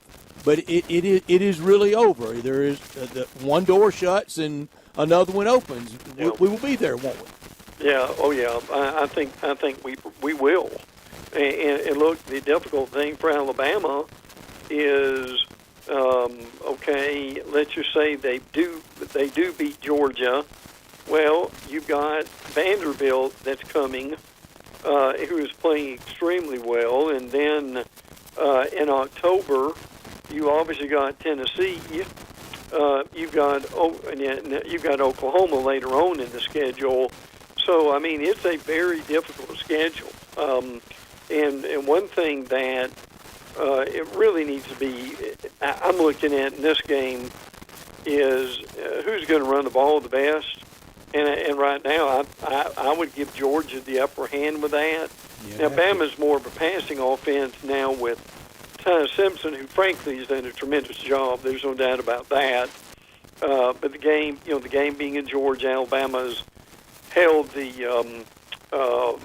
I mean, they played better. They've won more games, but still, I just think Georgia is, and I may be wrong, but I think Georgia is more primed to win this game right now than Bama is. Brent, let me set this next question up by not including you. I'll just go singular, me. I'm going to speak just for me.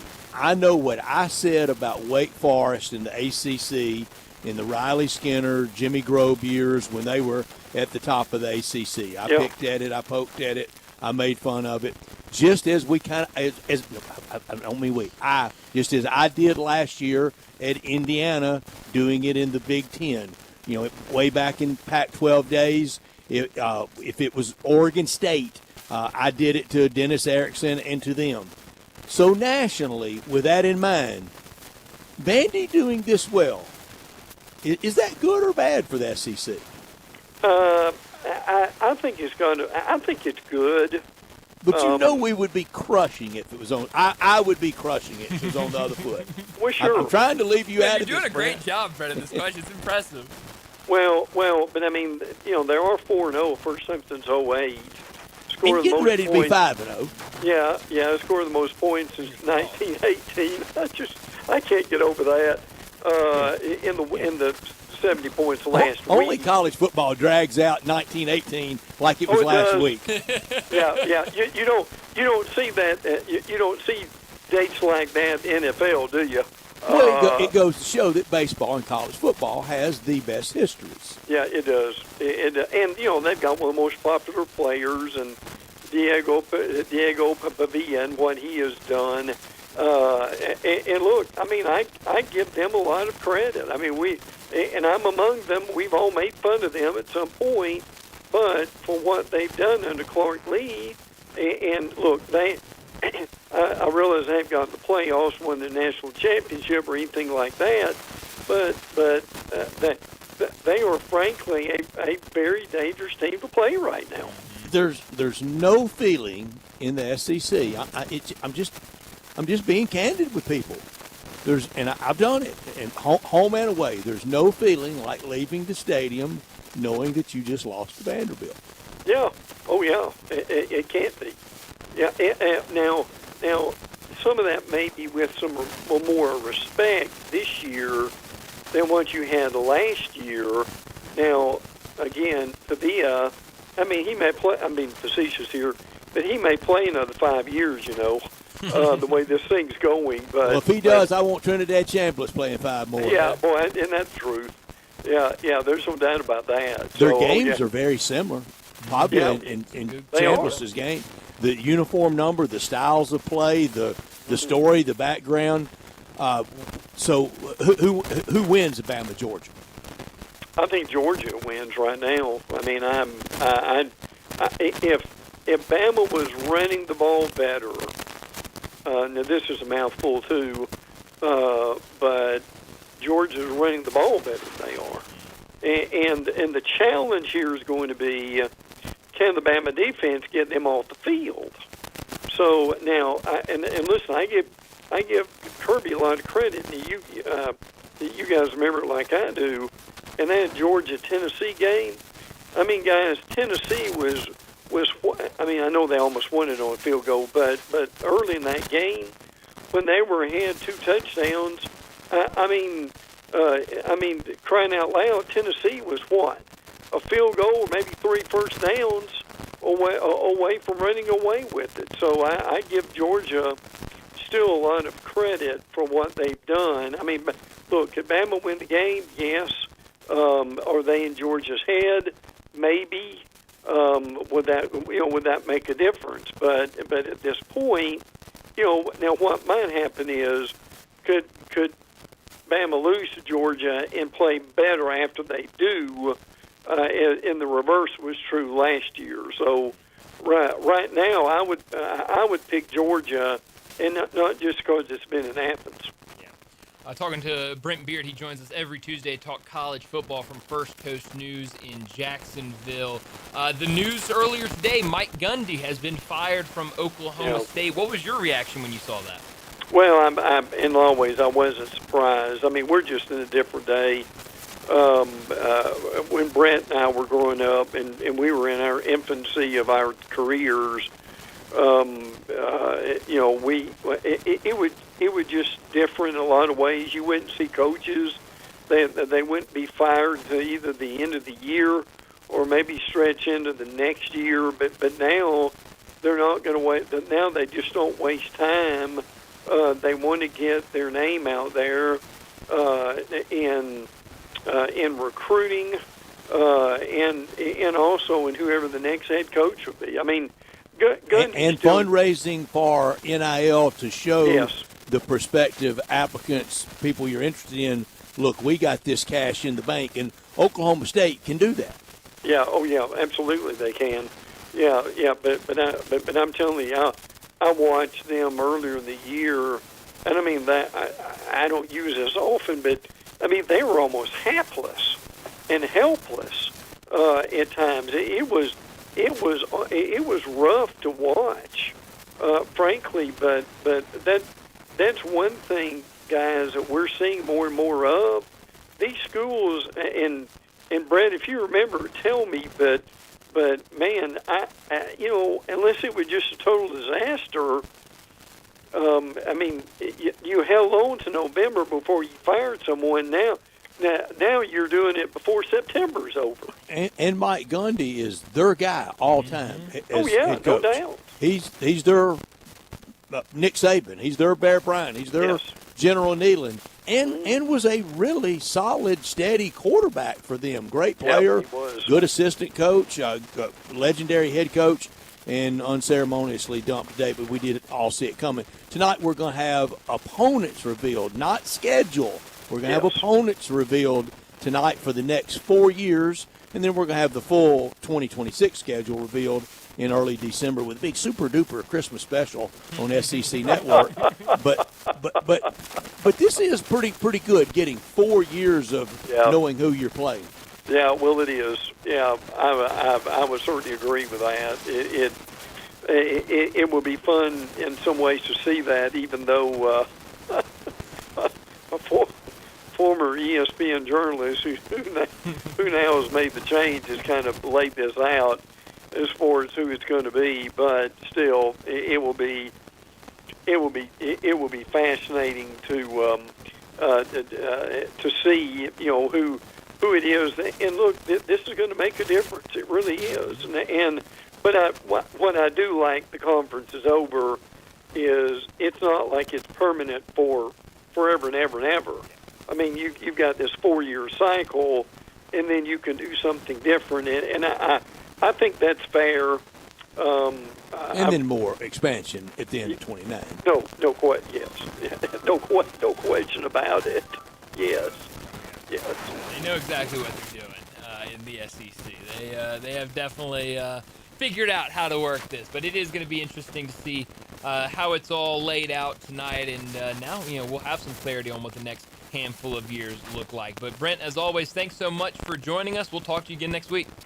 It's such a big weekend that we didn't even get chances to discuss some of the other intriguing games like Arkansas and Notre Dame and even A&M and Auburn for that matter, guys. Best weekend of the year? It very well probably is. I agree with that totally. It's going to be a lot of fun. Thanks, Brent. My pleasure, guys. Take care. We will. Thank you, Brent. Brent Beard with us on our Sissy's Log Cabin guest line.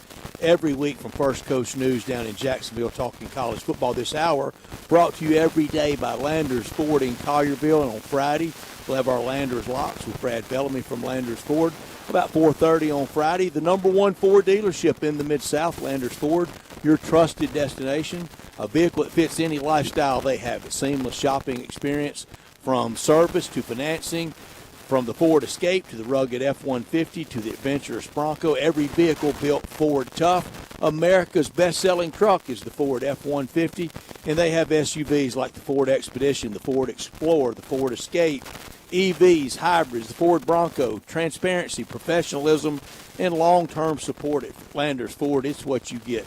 They don't just want to sell you one car. They want a customer and a friendship forever. Oil changes, tires rotated. Go online and schedule when it suits you the best. Your busy schedule, that's when it'll be done. It'll be done to meet your very busy schedule, and it'll be done quickly. At Landers Ford, active in our community, at 2082 West Poplar Avenue at the railroad tracks in Collierville, or online at LandersFordMemphis.com. If it doesn't say Landers, you paid too much. Well, let's get to another break. When we return, we are getting closer and closer to NBA preseason. Even some teams today having media days, but over on ESPN yesterday, they put out their NBA offseason survey where they pulled 20 coaches, scouts, and executives. A ton of questions that they asked these guys, and we will talk about what the responses were. There's a couple of them where the Grizzlies are included, or Grizzly-related answers, so we'll talk about that. Talk a little NBA. We'll do that next on Sports Time. Join the voice of the Tigers, Dave Woloshin, for Wolo and Friends. Weekday mornings from 10 to 11 here on Sports 56 and 98.5 FM. You know, sometimes I wish I had a gun. Well, I'm armed, but before I bought one, I still went to Top Gun Academy to learn to protect myself without a gun. How is that possible? Top Gun's personal protection training. It's perfect if you want to protect yourself without firearms. I don't know. And it's perfect if you feel the need to carry a gun for self-defense, because the last thing you really want to do is shoot. That is scary. Not at Top Gun. It's very comfortable, and you learn to load, handle, and shoot a handgun safely. Protect yourself. Go to Top Gun Academy. They're at 2770 Whitten Road. Maria's Cantina in South Haven is not your average Tex-Mex joint because they're serving up Mexican with a twist. Maria's Scratch Kitchen is the most creative and diverse menu around. Beyond the traditional huge quesadillas, chimichangas, and fajitas, Maria serves up hand-rolled Latin egg rolls, Cajun and Creole items like catfish, gumbo, and boudin balls, as well as the best sandwiches and 8-ounce burgers in town. Wash it all down with a house margarita for only $5.50 and happy hour every day till 6. MariasCantina.com, 6717 Airways, Mexican with a twist. I've got him on the line, Marty McNade over at Gossett Volkswagen Germantown. What you got going on over there, McNade? Randy, I've got 2025 Taos S, $236 a month, and 2025 Jetta Sport, $239 a month. That's Taos S, $236 a month, and Jetta Sport, $239 a month. What else you got over there at Gossett Volkswagen Germantown? How about 2025 Atlas Crossport SE, $279 a month? Hey, nobody can beat my deals today. Plus, you told me earlier, all 2025 Atlas Peak Editions and SEL Atlas, $5,000 off MSRP. That's right, Randy. Come see me, Marty McNade at Gossett Volkswagen Germantown, 7420 Winchester Road, or shop online at GossettVWG.com. And remember, your future is what you make it. All 36 monthly, 7,500 miles, 25 cents excess mileage. Taos S, SMO 56,598, MSRP 27,111. Jetta SMO 851,138, MSRP 25,916. Cross SE 230,120, MSRP 39,206. Peak Editions SEL Atlas 30,500 manufacturer rebate, 1,500 cost discount includes all rebates and incentives. Must finance through Volkswagen Credit exclusive tax time on license with approved credit dealers. Only CD details off note 93025. Let's up your life with Let's.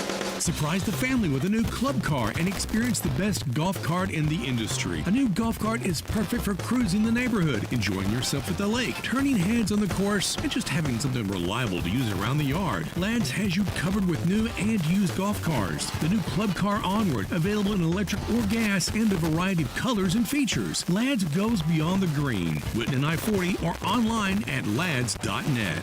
This traffic report brought to you by Salt Sports Bar and Bistro, 3101 South Mendenhall Road, where great food meets the big game. Sports 56 traffic. Good afternoon. It continues to build on all the major outbound routes. Watching it pick up on certain sections of Sam Cooper, especially going outbound. 240 is moving right now from Mill Branch all the way out to 385 as you get on to Bill Morris Parkway. It won't be long before that really starts to crank up on 385 Bill Morris Parkway, pushing on out towards Collierville.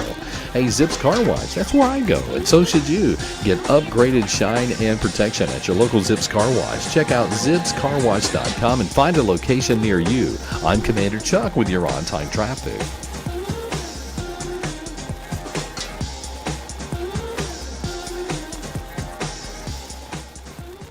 Now back to Sports Time on Sports 56 and 98.5 FM. This hour brought to you by Landers Ford in Collierville. Here once again are Brett Norsworthy and Bryant Dacus.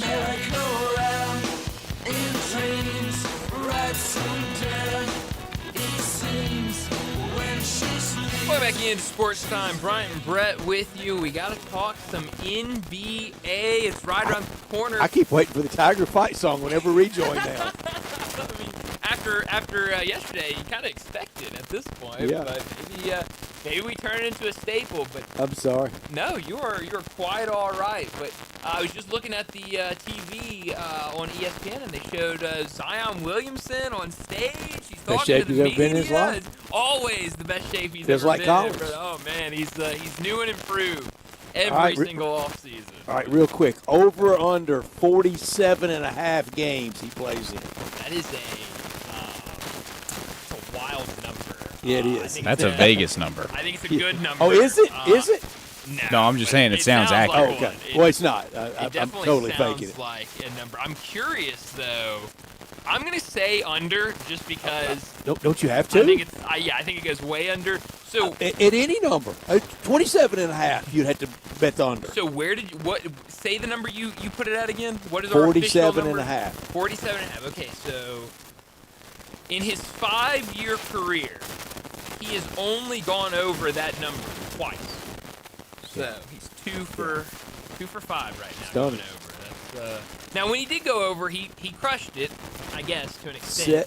61 and 7 in those 2 separate years. So he's played in.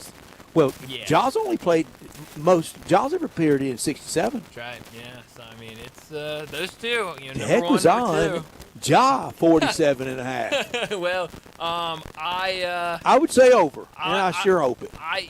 It better be over. That's what I would sure say. has to be. For the Grizzlies to have success, he's got to be out there as much as possible. So yeah, I will go over, and he's certainly been more consistently over that. I'm looking forward to being at Media Day on Monday for the Grizzlies. You're right, a lot have started. A couple of teams get started a little earlier with the international-type games. But I'm looking forward to being down there Monday. Please, everybody, the camp in Belmont, it means nothing. Stop all this is the early sign of moving to Nashville. Stop that.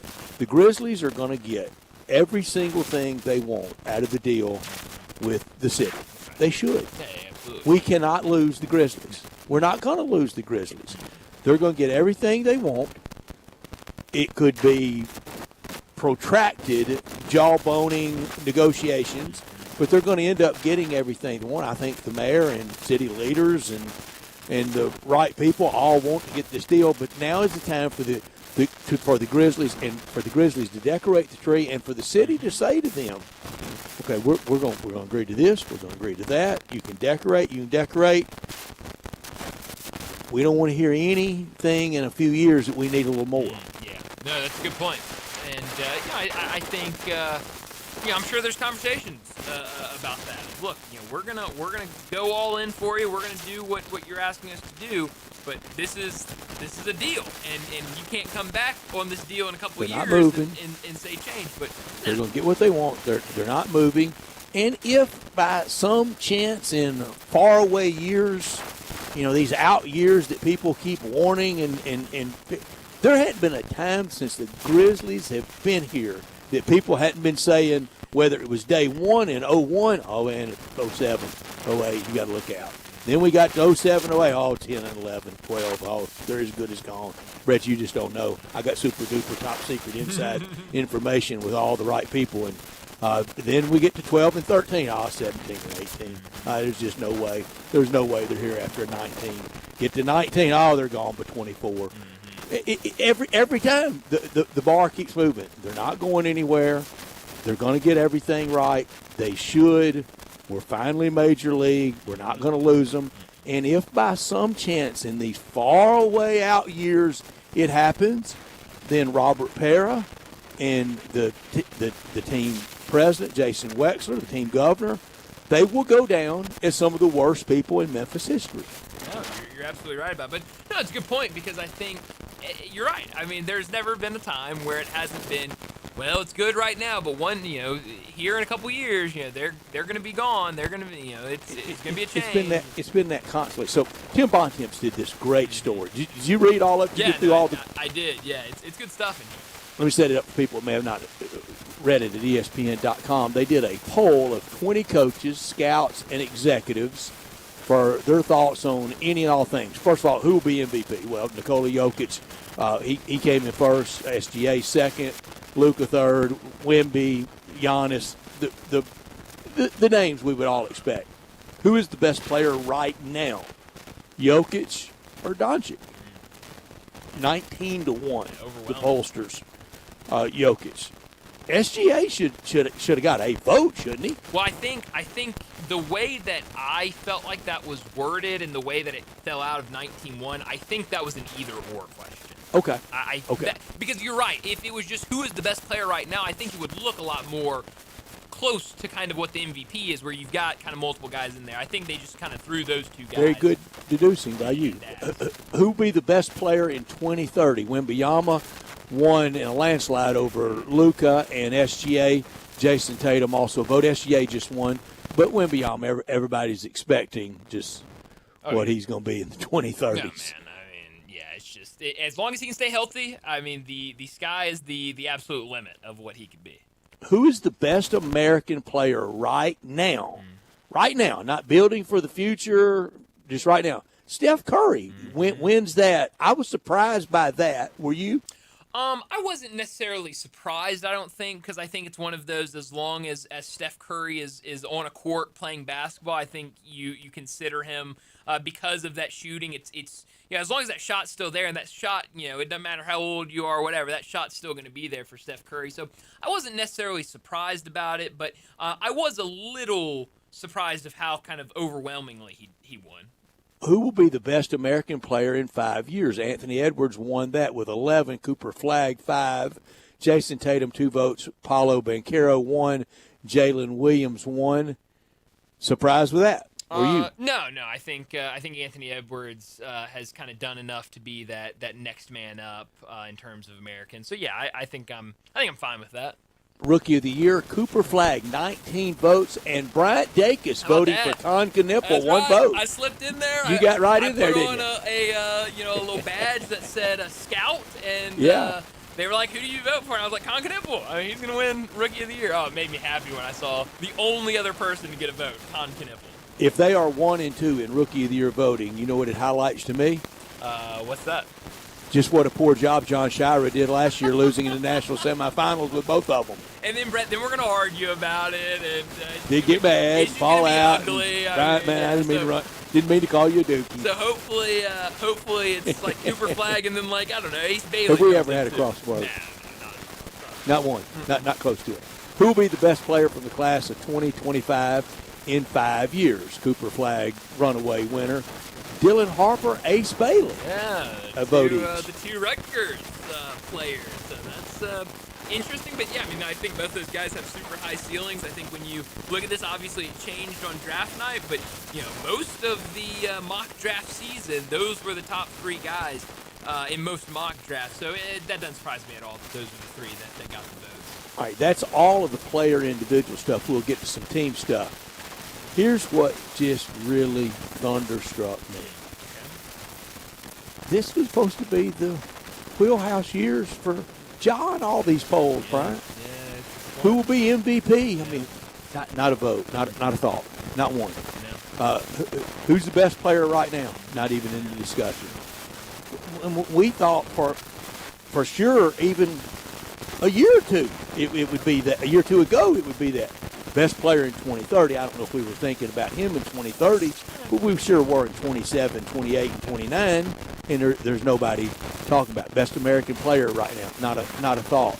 This was supposed to be the Ja time, and we've missed the sweet spot. Yeah, no, I mean, it's a really good point because you're right. I mean, you run this poll a couple years ago, and Ja Morant, I think, is very prominent on a lot of these lists and at least getting a vote from somebody. And so, yeah, I mean, I think it's reflective of what we were talking about to start the segment of those injuries, not being able to be on the court. And, it's really hampered his time. And, so hopefully, he can start kind of building back and, maybe get back around these lists. But, yeah, I mean, I think if you had showed me this list, if I could go back in time to a couple years ago and shown everybody this list, I think a lot of people would be disappointed to not see or confused even to Spring see of 22 where we were. Oh, absolutely. And so yeah, I mean, I think it would shock a lot of people. I don't think we were wrong to be there. No, not at all. I mean, at the time, it looked like what we were just talking about with Victor Wembanyama. I mean, sky's the limit for Ja Morant. And then it was it's been injury after injury after injury. Which team had the best offseason? Atlanta Hawks lead, then Denver, then Houston, Oklahoma City, the Magic, Clippers, and Lakers followed up. It's just no Grizzlies conversation until you get to this poll question. Which team had the worst offseason? New Orleans. They kind of win that every year. 9 votes. Phoenix, 4. Sacramento, 2. 1 each for the Bulls, Lakers, Grizzlies, 76ers, and Portland. Yeah, I mean, I don't know if I would vote for the Grizzlies of worst offseason. I think if you had maybe an uneventful poll, maybe you could put the Grizzlies there, but I don't think it was by any means an awful or a bad offseason. I think you're right, but I would argue that this was the year not to be uneventful. Sure. This was the year to be eventful. But, Brett, once they committed to they're going to re-up with Jaren Jackson Jr. and give him the big contract. Then it was uneventful. It became very uneventful. It became flatline. So, yeah, I mean, I think there were a couple of things, around the edges that we talked about. And we talked about it a lot with Michael Cole as we got, around the offseason of, do you sign Cam Spencer to this deal? Do you keep John Conchar around? Some of these guys around the edges, those are just the first couple that came to my mind. I think if you had maybe decided to go a different route on those guys and a couple other guys and maybe brought in different people, then maybe you're not on this list. But I don't think you're in the same conversation as like the New Orleans Pelicans. I don't think anybody. I think this should have been the 20-0 New Orleans Pelicans by far. I agree. Who will win the NBA title? 18 of those voters for OKC, 2 for the Nuggets. Oklahoma City goes back to back, then it's the start of how many in 10 years. Yeah, and I mean, I think you saw a lot of people start having those conversations towards the end of last season when it looked like, okay, here they are, they're going to get to the NBA Finals. Okay, they're going to win the NBA Finals. And so, it's very easy the year after, especially before any games have been played, to say, hey, OKC is going to do it again. They have the same roster. But a lot of times, I mean, I think Denver, being there is kind of that one you look at. When Denver won it was, man, look at this, Nikola Jokic and what he's doing, this team that they have around him, they're going to be the team that year in, year out are always going to be there, and they haven't been able to get back to that point. So, I think if I was to vote, I'd probably vote OKC just because I think it is the easy answer there. But it has shown that it's very hard for teams in the NBA to be able to do it back-to-back in year after year. To Grizzlies brass and to the new coach, Tomas Isolo. Fair or unfair to ask this? Okay. Are your expectations to be in the playoffs? I think it's a fair question to ask. I think it's fair. I mean, I think you know what the answer is going to be, but I think it's a fair question to ask. What is the answer? I mean, I think every team in the NBA should expect to be. Well, Pelicans aren't. No, but none of the coaches are going to say that. I mean, if you're asking a coach or a GM, that's right. Of any team, you're right. They're going to answer with, of course we expect to be there. But I think there's difference on, obviously if you ask any media member in New Orleans that covers the team, will this team be in the playoffs this year? Should they have expectations to be in the playoffs? They'll tell you no, they're not going to be anywhere near the playoffs. Now, I think this next question would be unfair, and I'm not going to ask it and would not. But after you ask that, and then, well, if you're not, what should happen. Yeah. I mean, I don't know if that's necessarily a question. I'm not doing but that. No, definitely not. But I mean, I think it's a good question because I think it's been a weird couple of years. The way that last season played I think that's out, more to Zach Kleiman than it is to a first-year coach. Yeah, I mean, that's definitely to the higher-ups that's making decisions and calling shots. I don't think that's necessarily a question to a guy that's just getting ready for his first full year of being an NBA coach. But yeah, I mean, I think there are definitely questions to be asked about the leadership with the Grizzlies, and we talked about it a lot last year, and I think those continue into this season where it's not going to be a lot of new of the guys on the court, but obviously doesn't a new feel like coach. last year on media day, does it? No, it doesn't. It's a lot of questions and I think a lot of uncertainty about this team and kind of where they're going to go.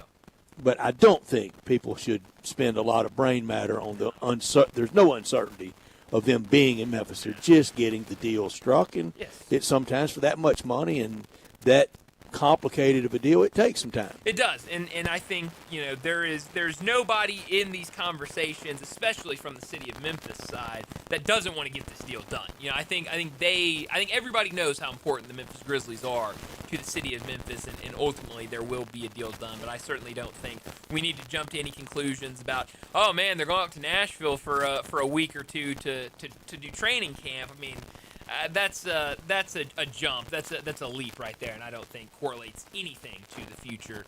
And I don't have a big problem with going to Nashville. I don't really see how necessary it is because you're not moving any sports needles in Nashville. No, but I guess get away. But to get away, sure. Okay. I'm sure. I mean, it doesn't need to be scrutinized. It doesn't bother me. It doesn't. I don't think, oh man, this is a great idea for the Grizzlies to get out of Memphis and go and train somewhere else. I think it's just something that they're going to do, and I think people should scrutinize somebody's backup quarterback more than that. That's right. Yeah. I mean, I think there's a lot more. There's a laundry list of things that we could scrutinize more than. Was it too hot on Arkansas Saturday? Brett, yes, that would be higher than the Grizzlies training camp in Nashville, and we know how low that one is on the totem pole. Well, let's get to another break, and when we return, it'll be time for Big Number of the Day. You have opinions? I think it's over. Of course you do. I don't think it's that simple. Everyone does. I got all the answers. Hit us up on the Sissy's Log Cabin listener line at 360-8255. It's takeover time, and you'll know when. This is Sheldon Rosengarten with Mark's Bensdorf Realtors, and the takeover time I mentioned is when your house has been on the market for so long and you want somebody to come in, take over, properly market it, and get it sold. People often say when you want the job done, call Sheldon, because I have a highly successful strategic marketing program that can mean the difference in what you make and when. It involves preparation before you go on the market, along with proper presentation and accurate pricing based on our ever-changing market and rates, and being made aware of what's going on around you so you can make intelligent decisions, not merely guessing. Call me at 483-0546 or memphisrelocate.com and let me take your listing over and get it sold. I may be lousy at golf, but I sure do sell some homes. Call me, Sheldon Rosengarten, 483-0546 or memphisrelocate.com. Does your system sound like this? Hi, this is Lauren Choate from Choate's Air Conditioning, Heating, Plumbing, and Electrical. If your HVAC system is over 10 years old, then it's probably out of warranty. Don't wait for it to break down and cost you expensive repairs, but be proactive with this incredible deal from Choate's. Right now, for a limited time, for the first 50 customers, we're giving a free 10-year labor warranty plus $1,000 off a brand new Carrier system install. That's peace of mind and big savings. And that's not all. Thinking about a backup Generac generator or maybe endless hot water with a Rinnai tankless system? You'll also get $1,000 off plus a free 10-year labor warranty on those too. Since 1958, Choate's has been serving the Mid-South with old-fashioned service you can trust. So turn to the experts with Choate's and call 347-8086 and let our family serve your family. Don't miss the 53rd Annual Pink Palace Crafts Fair at Audubon Park, September 26th through the 28th. Bring the whole family and enjoy 3 days of food, live music, and of course, shopping for one-of-a-kind arts and crafts from across the Mid-South. It's a Memphis tradition you don't want to miss. The Pink Palace Crafts Fair, September 26th through the 28th at Audubon Park. Sponsored by First Horizon Foundation, Friends of the Pink Palace, and your friends at Sports 56. Mercedes-Benz Van Center Memphis has serious vans for serious work. At 4430 American Way, they are the Mid-South source for cargo, passenger, crew vans, and custom chassis. Need one or a full fleet? New or used, they've got it. With fleet solutions and custom upfits. Certified techs keep you moving with fast maintenance, repairs, and a large parts inventory. Mercedes-Benz Van Center is your Sprinter Van headquarters. 901-237-9302 or sprintervans.com. Mercedes-Benz Van Center Memphis, part of the Tag Truck Center family. Driven to keep you on the road. Drivers who switch and save with Progressive could save hundreds. With that kind of money, you could go big time. The next time you're out to dinner with friends, you can order the shrimp cocktail for the table. And maybe you'll realize it only comes with 4 shrimp after you've already given away 3, but that one shrimp will be so good. And if you switch and save hundreds, you can get shrimp all the time. Switch to Progressive and you could save big time. For shrimp. Progressive Casualty Insurance Company and affiliates, not available in all states. Potential savings will vary. Now back to Sports Time on Sports 56 and 98.5 FM. This hour brought to you by Landers, Ford, and Collierville. Here once again are Brett Norsworthy and Bryant Dacus. When you hear the sound coming, hear the drums drumming, I want you to join together with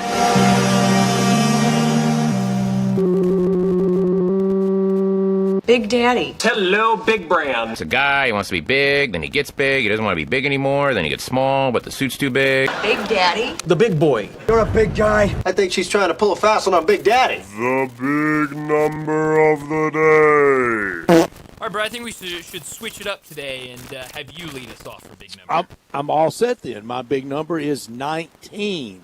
Last Ryder Cup hole-in-one came 19 years ago.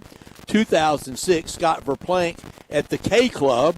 Right. Only 6 holes-in-one in Ryder Cup history, and Scott Verplank with the only one for the United States team. Peter Butler, 1973. Nick Faldo, 1993.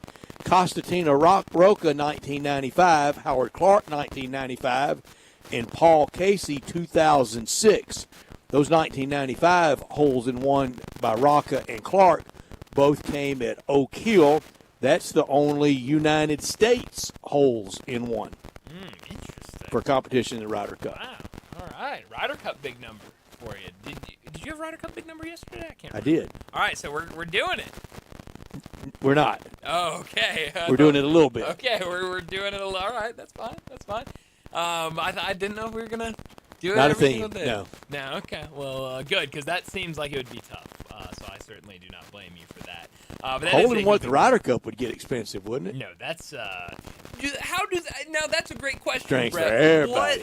But I'm only if I'm an American, if I'm Team USA, I'm only buying it for Team USA. I'm not buying it for any Euros. Right, or if you Euros. get it over there, it would be a Right. limited crowd, so it might be the place to do it. It's true. That's a But, boy, good do point. it at Bethpage, those New Yorkers. How about that? Yeah, no, they'll hold you to it. You better get them something. But that More and more stories about if it goes wrong, like Doug Bell talked about yesterday, that the crowd could turn. There's no way a New Yorker boos an American. There's no way. They booed Santa Claus. No, that was Philadelphia. No. I don't think they would. I don't know though. When he said that yesterday, I was like, oh, I don't know. And Brett, I'm telling you again, I like this European team. I really like this European team. So I'm worried about this weekend.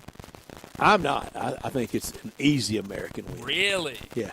Okay. I hope you're right. I mean, look at the number of major winners for the United States team as opposed to their major winners. I mean, J.J. Spahn won the U.S. Open in thrilling style this year. No, that's true. But you look at some of those guys that are major winners that have kind of struggled lately. Not J.J. Spahn, not Scotty. But I mean, Morikawa, he hadn't True. been playing his great. That's true. Schauffele hasn't been playing great this year. 4-4 all-time in Ryder Cup play. I mean, I don't know. I just have some concerns with some of these guys on this team. But I hope you're right. I certainly want Team USA to win. But yesterday when I asked about permanent captaincy, here's one thing that if it's not very flattering for the United States, never mind a playing captain on the team, maybe too much on Keegan Bradley being a regular tour player to be the captain. Interesting. That will be example. Yeah, that's a to good point. get kind of that, player in retirement like Tiger's going to be the captain Sure. next time if he wants. He's going to be the captain whenever he wants. But kind of more And being like a GM, where you're just kind of Uh-huh. overseeing That's your everything thing. and watching. But Keegan Bradley was trying to win week to week, town to town. He's got very important things on his plate every single week on the tour. But, Brett, I really did. I did some soul searching yesterday, and I've decided that I like European golfers better than American golfers. And it's not something I'm proud of. But, I mean, Aaron Rai, I like old Bobby Mack, I mean, Ludwig. I don't knock it, Brian. I've gotten, especially since it's become competitive against Dream Team, and since we've seen these players come in through all these years of Memphis in the NBA, at the Olympics, there are times that I like some of the other players better than some of our guys because I'm not trained, but I don't want them doing well coming into Memphis. That's true. That's a good point. And as I use this example, I don't care who he's playing for. I'm never pulling for Chris Paul. I almost beat you to it, Brett. I almost called Ever. that was going to be who you said. Never. Yeah. I mean, when he comes to town in that opposing uniform, I mean, it's waving the red cape at El Toro. I know that's true about you. So yeah, I mean that's a good point, but I don't know. I don't want to be. I'm not far from that with Kevin Durant. Really? Yeah, Wow. because I remember when we hated Oklahoma City. True.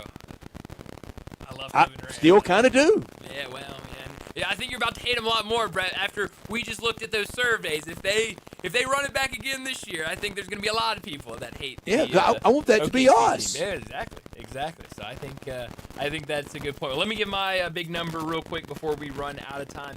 The big number is 1. It comes from the Lions and Ravens game last night. The Lions are the only NFL team in the Super Bowl era. So number 1, the first team in the Super Bowl era to have a game with 7 or more sacks, 4 or more rushing touchdowns, 0 turnovers, and 0 sacks allowed. They did that last night against the Ravens, got after it defensively, especially late in the game when Lamar's trying to run around and find something. His offensive line collapsing, and he got brought down in the backfield a couple of times. We talked about Jared Goff, the game he had, but really the running backs. David Montgomery, 2 rushing touchdowns on the ground, 151 yards, 2 touchdowns for Jahmyr Gibbs as well.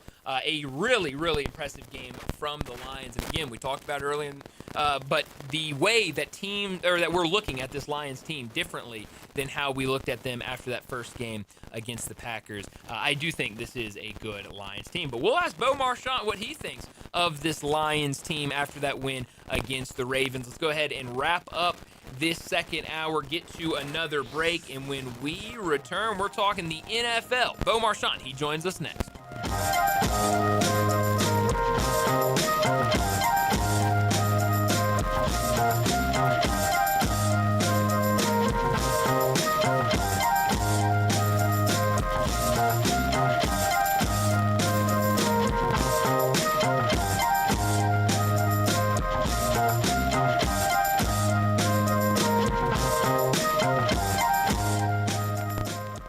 Listen up, Rebel fans. Your next winning drive starts at Landers Ford in Collierville. Their game plan is simple. Find you the most savings possible. Make a trade, lower your payments, or let them buy your vehicle even if you don't buy from them. That's how you keep moving the chains. Just like the Grove on game day. Fans all across the Mid-South keep coming back to the #1 Ford dealership in Greater Memphis. See them today in Collierville or online at LandersFordMemphis.com. When you own a Landers Ford, you get the support of a certified service tech with the Landers Ford remote service experience program. They pick it up, drop it off, or fix it on the spot, so you're never left watching from the sidelines. To finish the drive, the iconic Landers Easy Pass always brings more for your trade and the biggest discounts to put you in victory formation. And now, straight from the 1977 Ole Miss football team that took down number 1 ranked Notre Dame, the final snap of the day from Landers Ford President Don Kitchens. If it doesn't say Landers, you paid too much. As reported on Ford's 2024 Total New Vehicle Retail Sales Report of Memphis Market. Do you know one of the best things you can do for your employees or family's health? Provide Arctic Clear bottled water. Arctic Clear bottled water is your locally owned and operated bottled water provider. Arctic Clear is 100% natural spring water with free delivery and setup, dependable service, and no long-term contracts. What an easy choice. Call Jeff Manus today, 901-382-2363, or visit arctic-clear.com. Arctic Clear bottled water. Call now, 382-2363. That's 382-2363. Tito's Handmade Vodka is America's favorite vodka for a reason. From the first legal distillery in Texas, Tito's is 6 times distilled till it's just right and naturally gluten-free, making it a high-quality spirit that mixes with just about everything. From the smoothest martinis to the best Bloody Marys, beyond the bottle, Tito's has gained a reputation for giving back, teaming up with nonprofits around the world to serve its communities and do good for dogs. Make your next cocktail with Tito's and learn more at Tito'sVodka.com. 40% alcohol by volume, namely 80 proof, crafted to be savored responsibly. All 650 acquisition fee, K4LX SE 183.31.19, MSRP 24.440, K5LX ST 54.13.744, MSRP 28.750, Telluride SG 689.239, MSRP 38.255, includes all rebates and incentives, must finance through KFA, excludes tax title and license with approved credit, dealer stock only, see dealer for complete details, offer valid through 10/2/2025. Hey, you thinking about Kia? Well, you better be thinking about Jeff Allen over at Gossett Kia South on Mount Moriah. I got him on the line right now. What's up, Jeff Allen? How about this, Randy? 2025 Kia K4LX, $145 per month, 39 MPG highway. 2026 Kia K5LXS, $230 per month. That's some great deals on K4 and K5. What else you got over there, Jeff? How about 2025 Kia Telluride LX front-wheel drive, $298 per month. All $49.99 due at signing, 24-month lease. Plus the all-new 2026 EV9, 72 months available with rates as low as 0%. And they're all equipped with Kia's 10-year, 100,000-mile powertrain limited warranty. So whether you live in Horn Lake, South Haven, Olive Branch, or Memphis, you'll be happy at Gossett Kia on Mount Moriah. This traffic report is brought to you by Millington Weight Loss. For more information, call 901-436-0272. Sports 56 traffic. Good afternoon. We've seen a little bit of radar south of Memphis earlier, down in parts of DeSoto County, coming up and down 55 in both directions. Trying to build already certain sections of Sam Cooper going outbound, especially there as you get back up on the interstate coming off Sam Cooper. 240 right now is moving, getting on to 385 Billmore Parkway. Zips Car Wash, that's where I go, and so should you. Get upgraded shine and protection at your local Zips Car Wash. Check out zipscarwash.com and find a location near you. I'm Commander Chuck with your on-time traffic.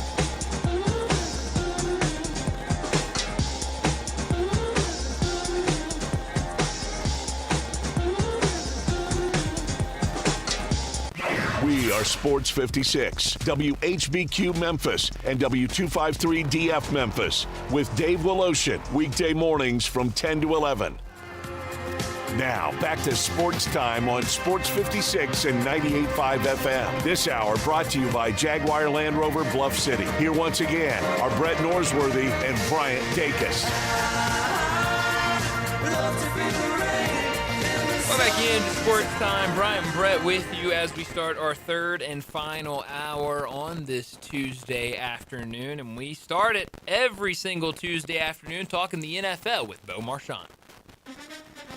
National Football League talk every Tuesday with Bo Marchand, covering the NFL Draft at collegetopro.com and the NFL Draft Bible, covering the Steelers for Sports Illustrated, living and running in Eastern Ohio, and on Twitter X at Bo Marchand. Here's Bo with Bryant and Brett.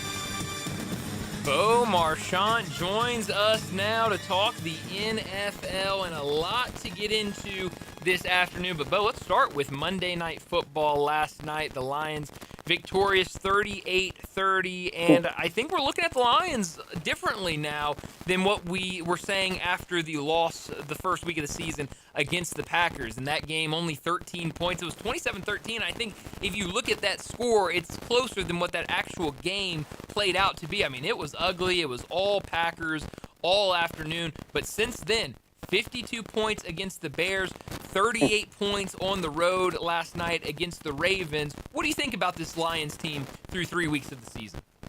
Yeah, well, I follow with what you said, but I mean, yeah, the Packers game, they did not look well, and then they got re-energized against Ben Johnson and the Chicago Bears, and I just thought to think that they put up 52 against their former offensive coordinator. Not that there was any bad blood, but I think that was a message to not only everyone in the league, but to just inside the building that hey, we can do this. And then they go to Baltimore. And they play a great game. We know that offense is going to be fantastic. And I still like to create it. John Morton is kind of still being very creative as Ben Johnson was. Ben Johnson is just so creative and fun to watch with his offensive play calls. And you saw some of that last night. And, to think that the defense is there, Aiden Hutchinson, huge plays, Muhammad, great plays. And, to go to Baltimore and beat a team of that caliber, that's a fantastic win. And I think it's a good, leaping board, a place to just kind of say, hey, you know what, that was a good win. We could have said, hey, the Bears win might not necessarily be a good win. It's a division win, but, nobody fears the Bears at this moment. But people definitely fear the Ravens. And when you go into Baltimore and kind of, give them a punch in the mouth, you got to walk away if you're the Lions as a very, very happy team. Where was that offensive and defensive line for the Lions last night on opening day at Lambeau against the Packers? Bo, you mentioned the defense and Hudson and Muhammad. What Penei Sewell was doing on the offensive line last night, that was something to watch.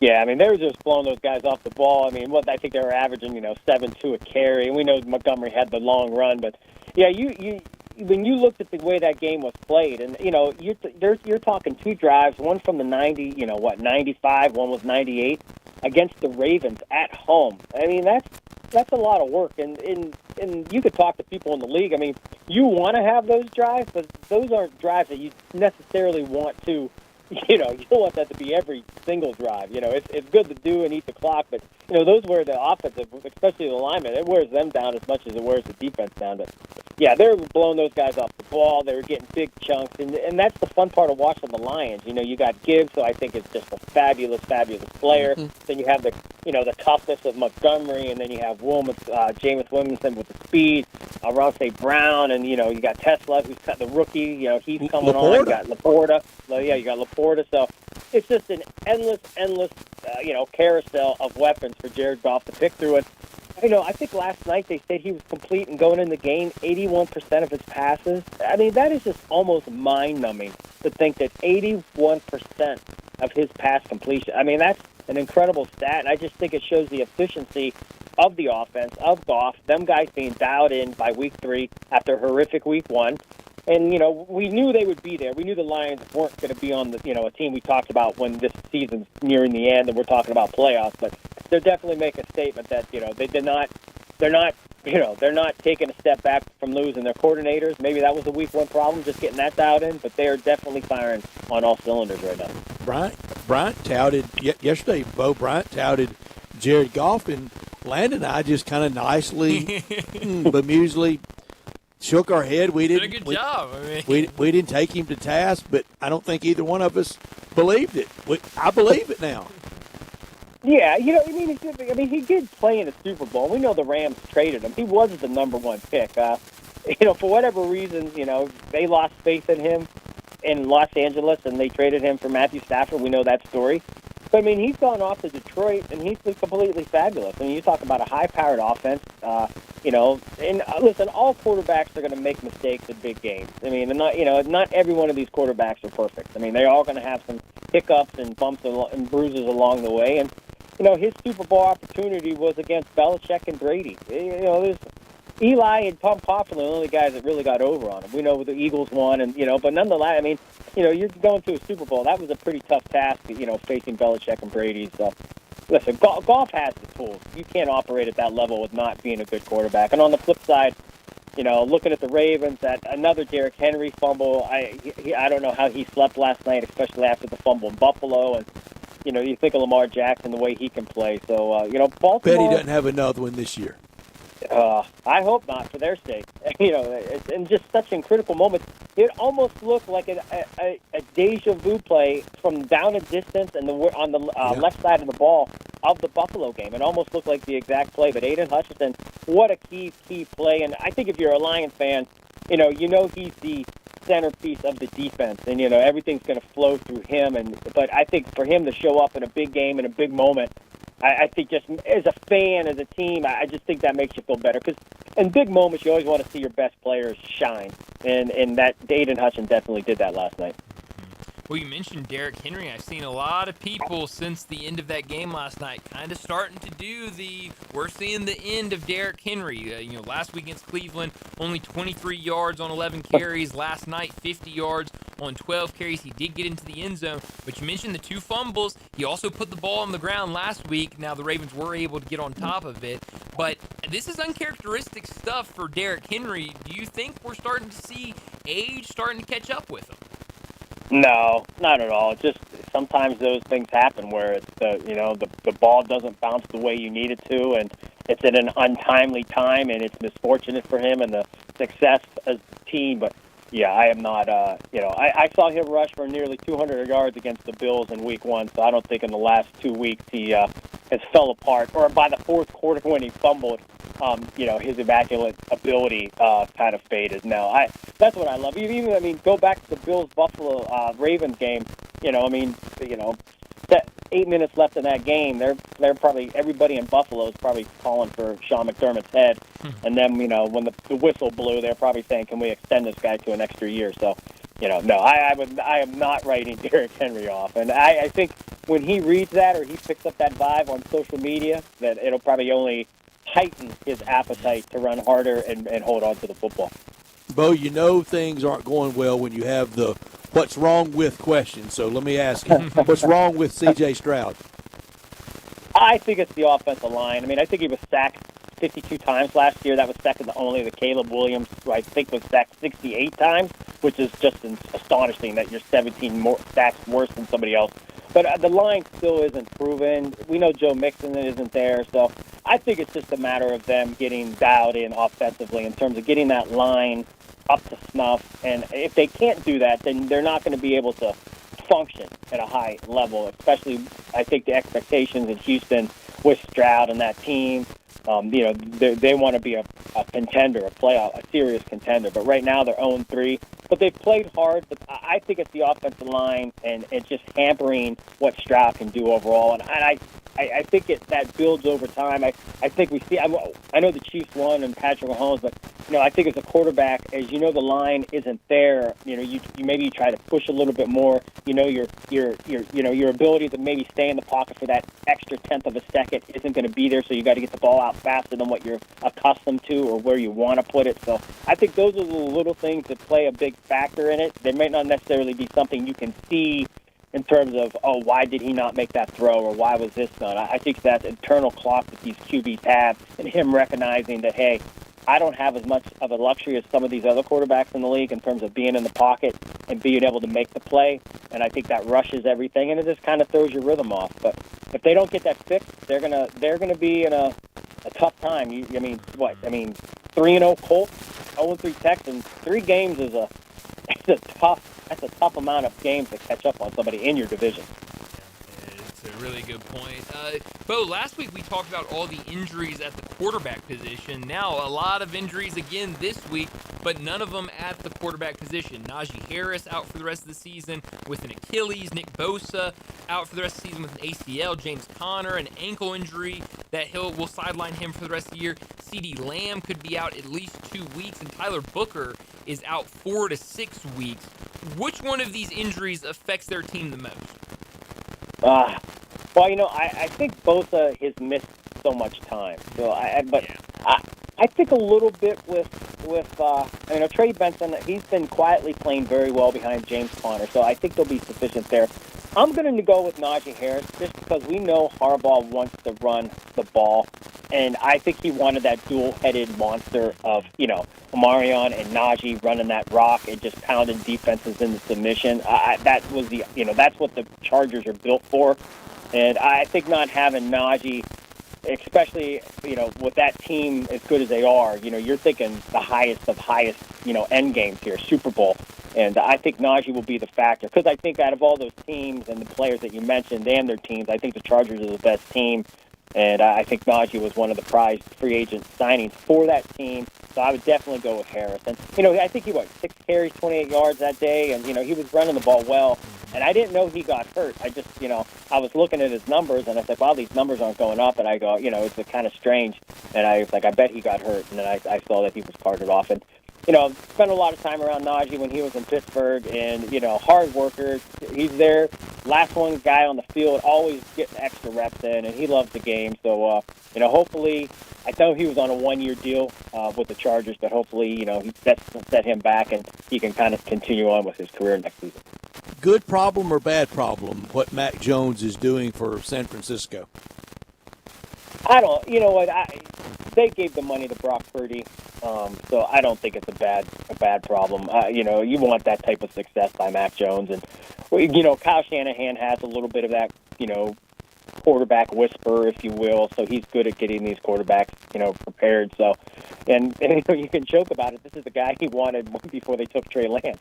I don't know how much truth to that, but if you go back and look at that draft, it seemed like the 49ers wanted Mac Jones, but they ended up taking Trey Lance. So I think it's a good thing. Brock Purdy's the guy.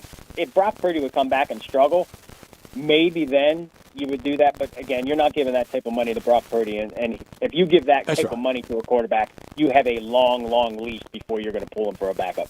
Yeah, and Mac Jones knows that too. He's already been around long enough, and even out of the Alabama building, I mean, he knows the business aspect of it. Yeah, he should. For coming from a program like that, he probably definitely knows. Listen, but we've seen it. I mean, Geno Smith, Sam Darnold. I mean, I'm sure I'm forgetting a couple other guys. Baker Mayfield. Maybe Mac Jones, a change of scenery. Can. Well, once upon a time, Russell Wilson. He won the job over Matt Flynn that they had paid the big money to, but he played so well he had to stay in.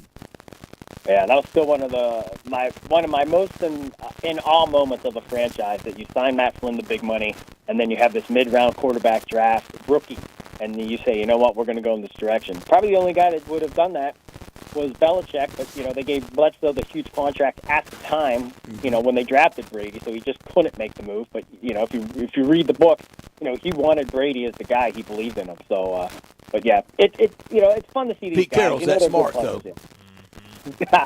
Yeah, definitely.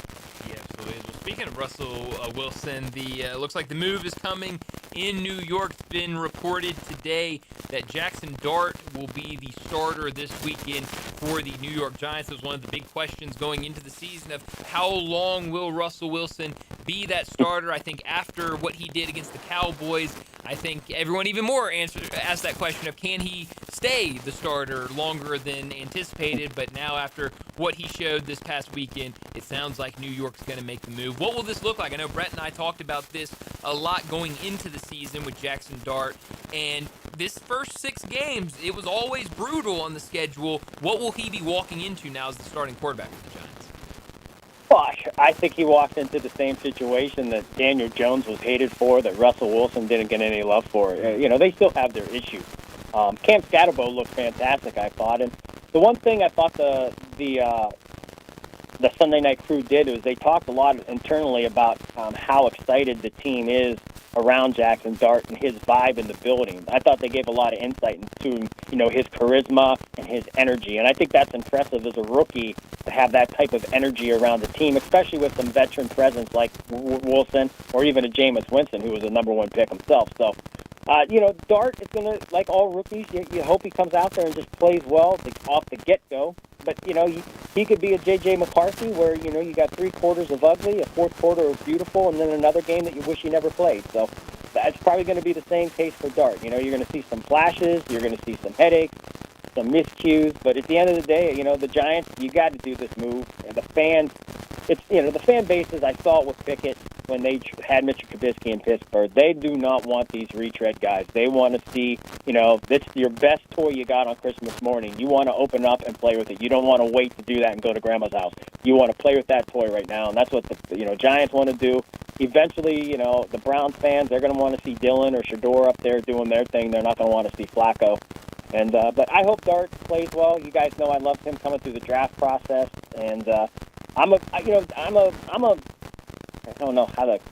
I like the draft. I just like what they do. It never, ever pans out for them, but I always usually like their draft picks. I like the moves that they make if they trade, signings and all that stuff. And I hope it comes together for them, but it's just, they're a bad football team. And, and I think Brian Daboll, Graham Gano, that kicker, he had issues going into it on Friday. Not to have another kicker on that team or just, say, hey, we're going to bring a guy off the practice squad or something. I thought that was kind of a foolish move. And, I know he made the kick at the end, but that kind of hampered them, during the, the beginning of the game and, trying to move the ball. So, Brian Daboll, you're playing for your life right now. So, you got to get this rookie in, and hopefully he can develop him like he did Daniel Jones one year. Well, he's coaching for his job now. Gary Myers, legendary New York NFL media member, he tweeted this out. Jackson Dart to start Sunday versus the Chargers. It's the right move for the Giants and only way for Daboll to save his job. History lesson. Eli Manning took over in Game 10 as a rookie in 2004 and lost his first 6 starts. Phil Simms took over as a rookie in 1979 at halftime of Game 5, lost in New Orleans, and then won his next four starts. So that's what the last 2 first-round quarterbacks for the Giants. Well, I guess Daniel Jones would be in there too, but that's what Eli and Simms did. Super Bowl winning quarterbacks did. Yeah, that's a great stat. It is. Gary's that good. You know what? I think the difference is, you think of Troy Aikman when he started with the Cowboys. One game. Yeah. So it's a different world. I don't think teams have enough faith in these guys. I don't think fan bases have enough faith. And we live in a culture now where it's gimme. I want it now. I want to go on Amazon and I want to buy. I will get a new one.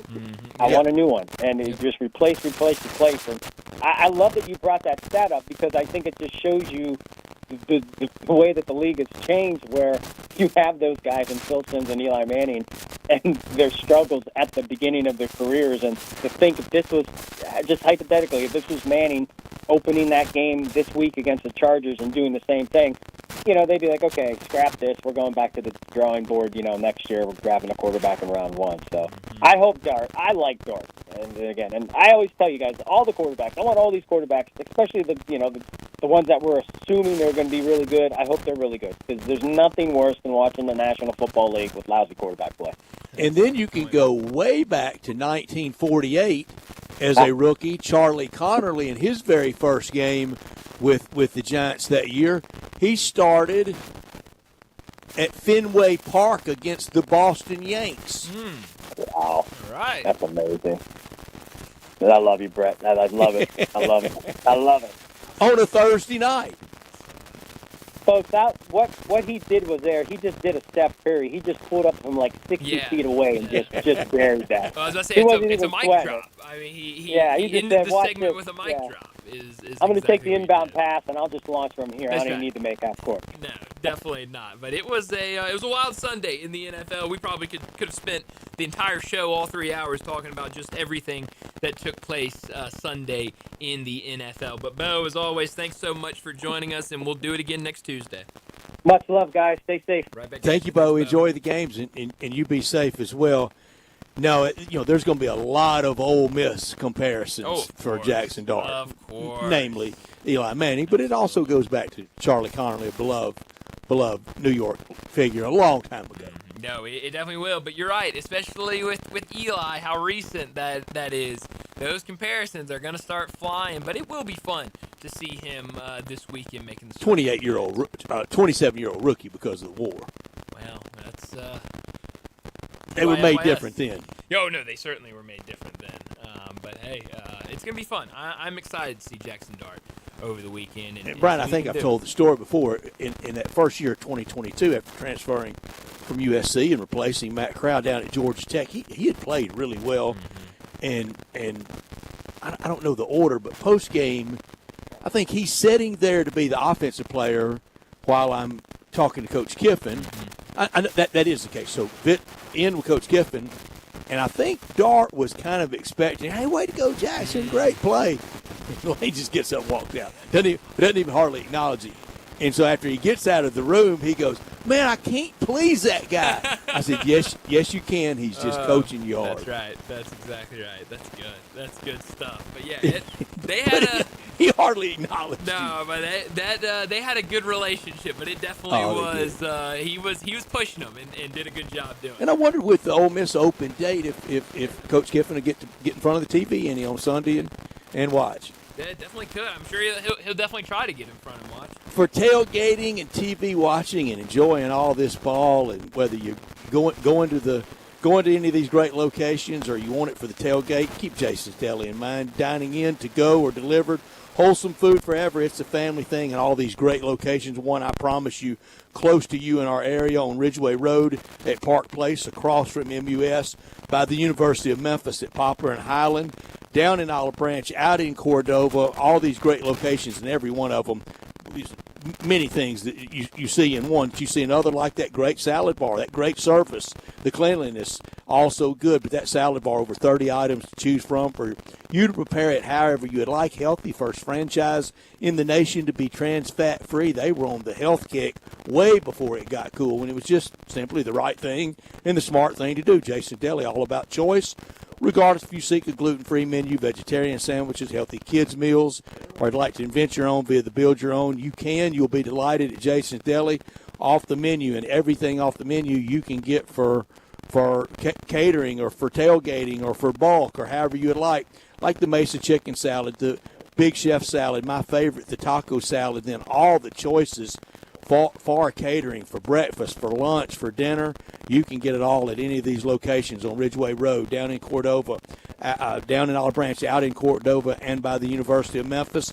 Catering anytime, anywhere, 5 or 5,000, and complimentary free ice cream in all those locations. Check them out online as well at jasonsdeli.com. Well, I mentioned it with Bo, but Sunday was crazy in the NFL. I mean, I had to run an errand late in that early slate of games, and when I finally got to the place and I was kind of looking at scores, it felt like everything had changed. We had like 2 block kicks, return for touchdowns. Went cuckoo. I mean, it was nuts, and it was a lot of fun, and that is the joy of the NFL. Brett, you talk about it all the time with, all these teams are supposed to be at somewhat of an even level, some way close, and we definitely saw that on Sunday with all the action. But we got to get to a break here in a second. Before we do that, let me remind you about our new 5 o'clock sponsor.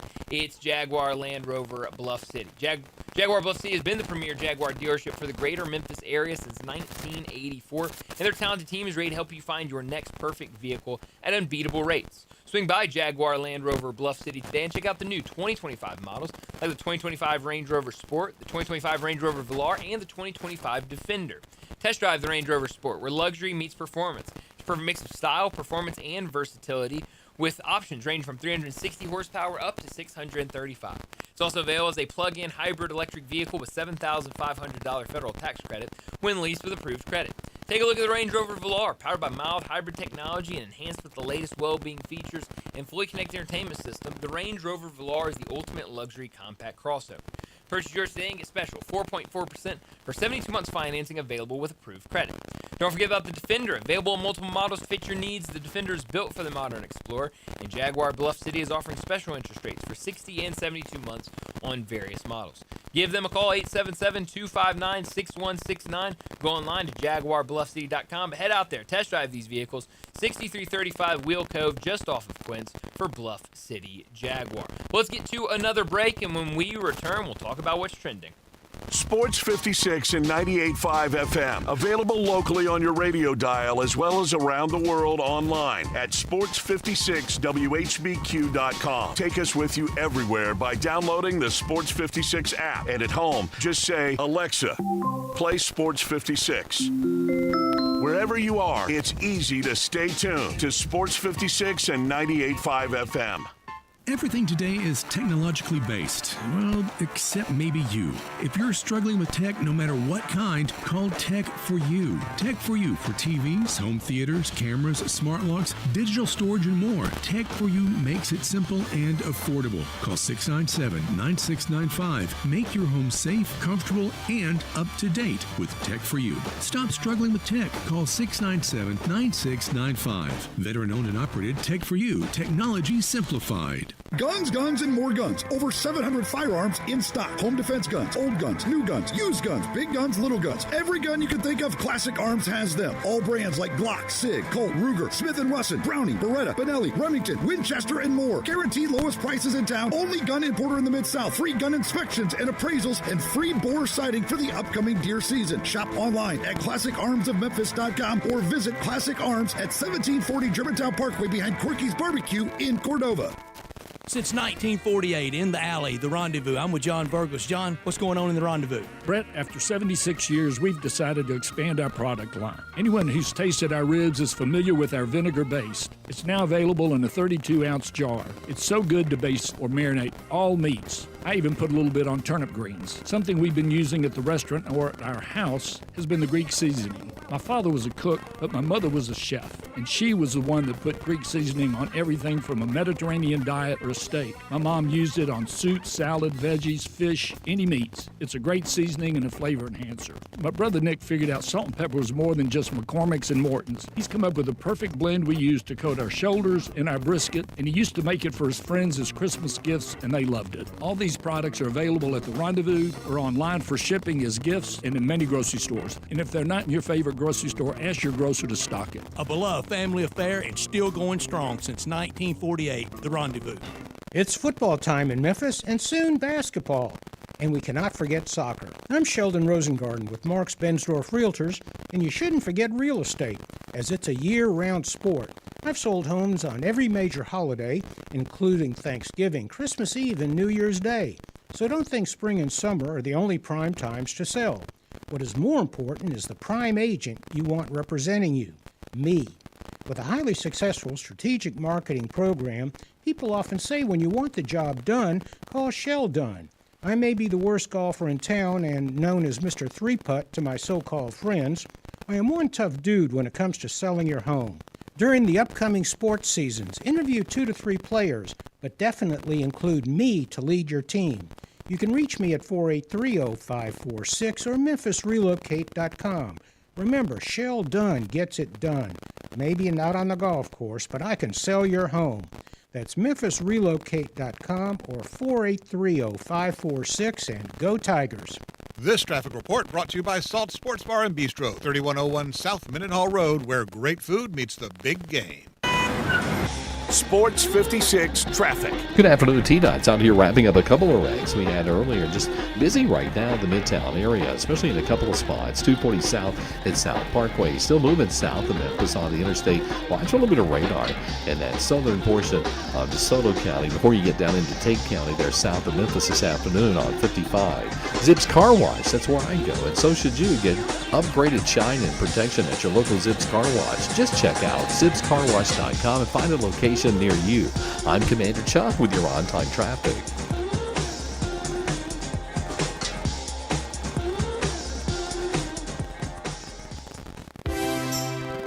Now, back to Sports Time on Sports 56 and 98.5 FM. This hour brought to you by Jaguar Land Rover Bluff City. Here once again are Brett Norsworthy and Bryant Dacus. Welcome back into Sports Time. Bryant and Brett with you as we got about 30 minutes left in today's show. We got to talk about what's trending, and really what's trending all week, but certainly with the news we got earlier today is Major League Baseball as we've made it to the final week of the regular season. We'll have postseason play next week, which is very exciting, but the big news that came out earlier today, the ABS challenges will be coming to Major League Baseball starting next year. We know that this is something that they used in spring training to kind of start trying it out, testing it with the big leaguers. It's something that they've had at the AAA level for the last couple of years, but now it is official that next year the ABS system, or robot umps as people have called it, will be coming to Major League Baseball. Brett, what did you make of that news this morning, or earlier? I knew it was Brian knew it was coming, and we've talked about it and warned or alerted that it was coming. And like a lot of the changes, both the rules and some of the mechanics of baseball, at first we're resistant to it, and then after you see it in the practicality of it, you're okay by it. I remember the furor over just waving up 4 and the automatic, going to first. Now, where baseball messed up is they presented it as it was going to save time, and what's that save? 45 seconds, if that, yeah. I mean, we just talked about it longer that it saves time. I'm glad they're not trying to present this as that. Just say we're going to use the automation. We're going to use the toys. Sure. We've got a cottage industry now created across sports of retired umps, refs, officials in Network Central or in Officiating Central. They're not going to bulldoze all those jobs. I would love if we didn't have 1 second of replay.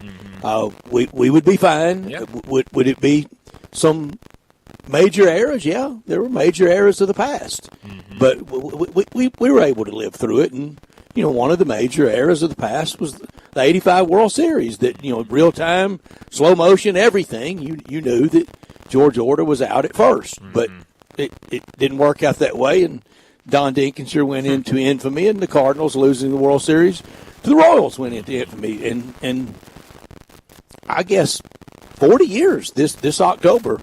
I guess I'm reasonably adjusted to it. I think so. I think you're moving on, Brett. I think you're starting to move on from it. Took a while. Clearly. But I think the biggest problem. Could the Cardinals claim that as a go full Auburn and claim that as a World Series? Well, I was about to say if they're playing college football, they would have already claimed it as a would have 2 years later. That's right. Yeah, they would have already claimed it. So maybe I don't know how the rules change when you're talking Major League Baseball. Now, in defense of that, the Cardinals still hit $1.90 for that World Series, and not to mention that bad Don Dinkinshire call.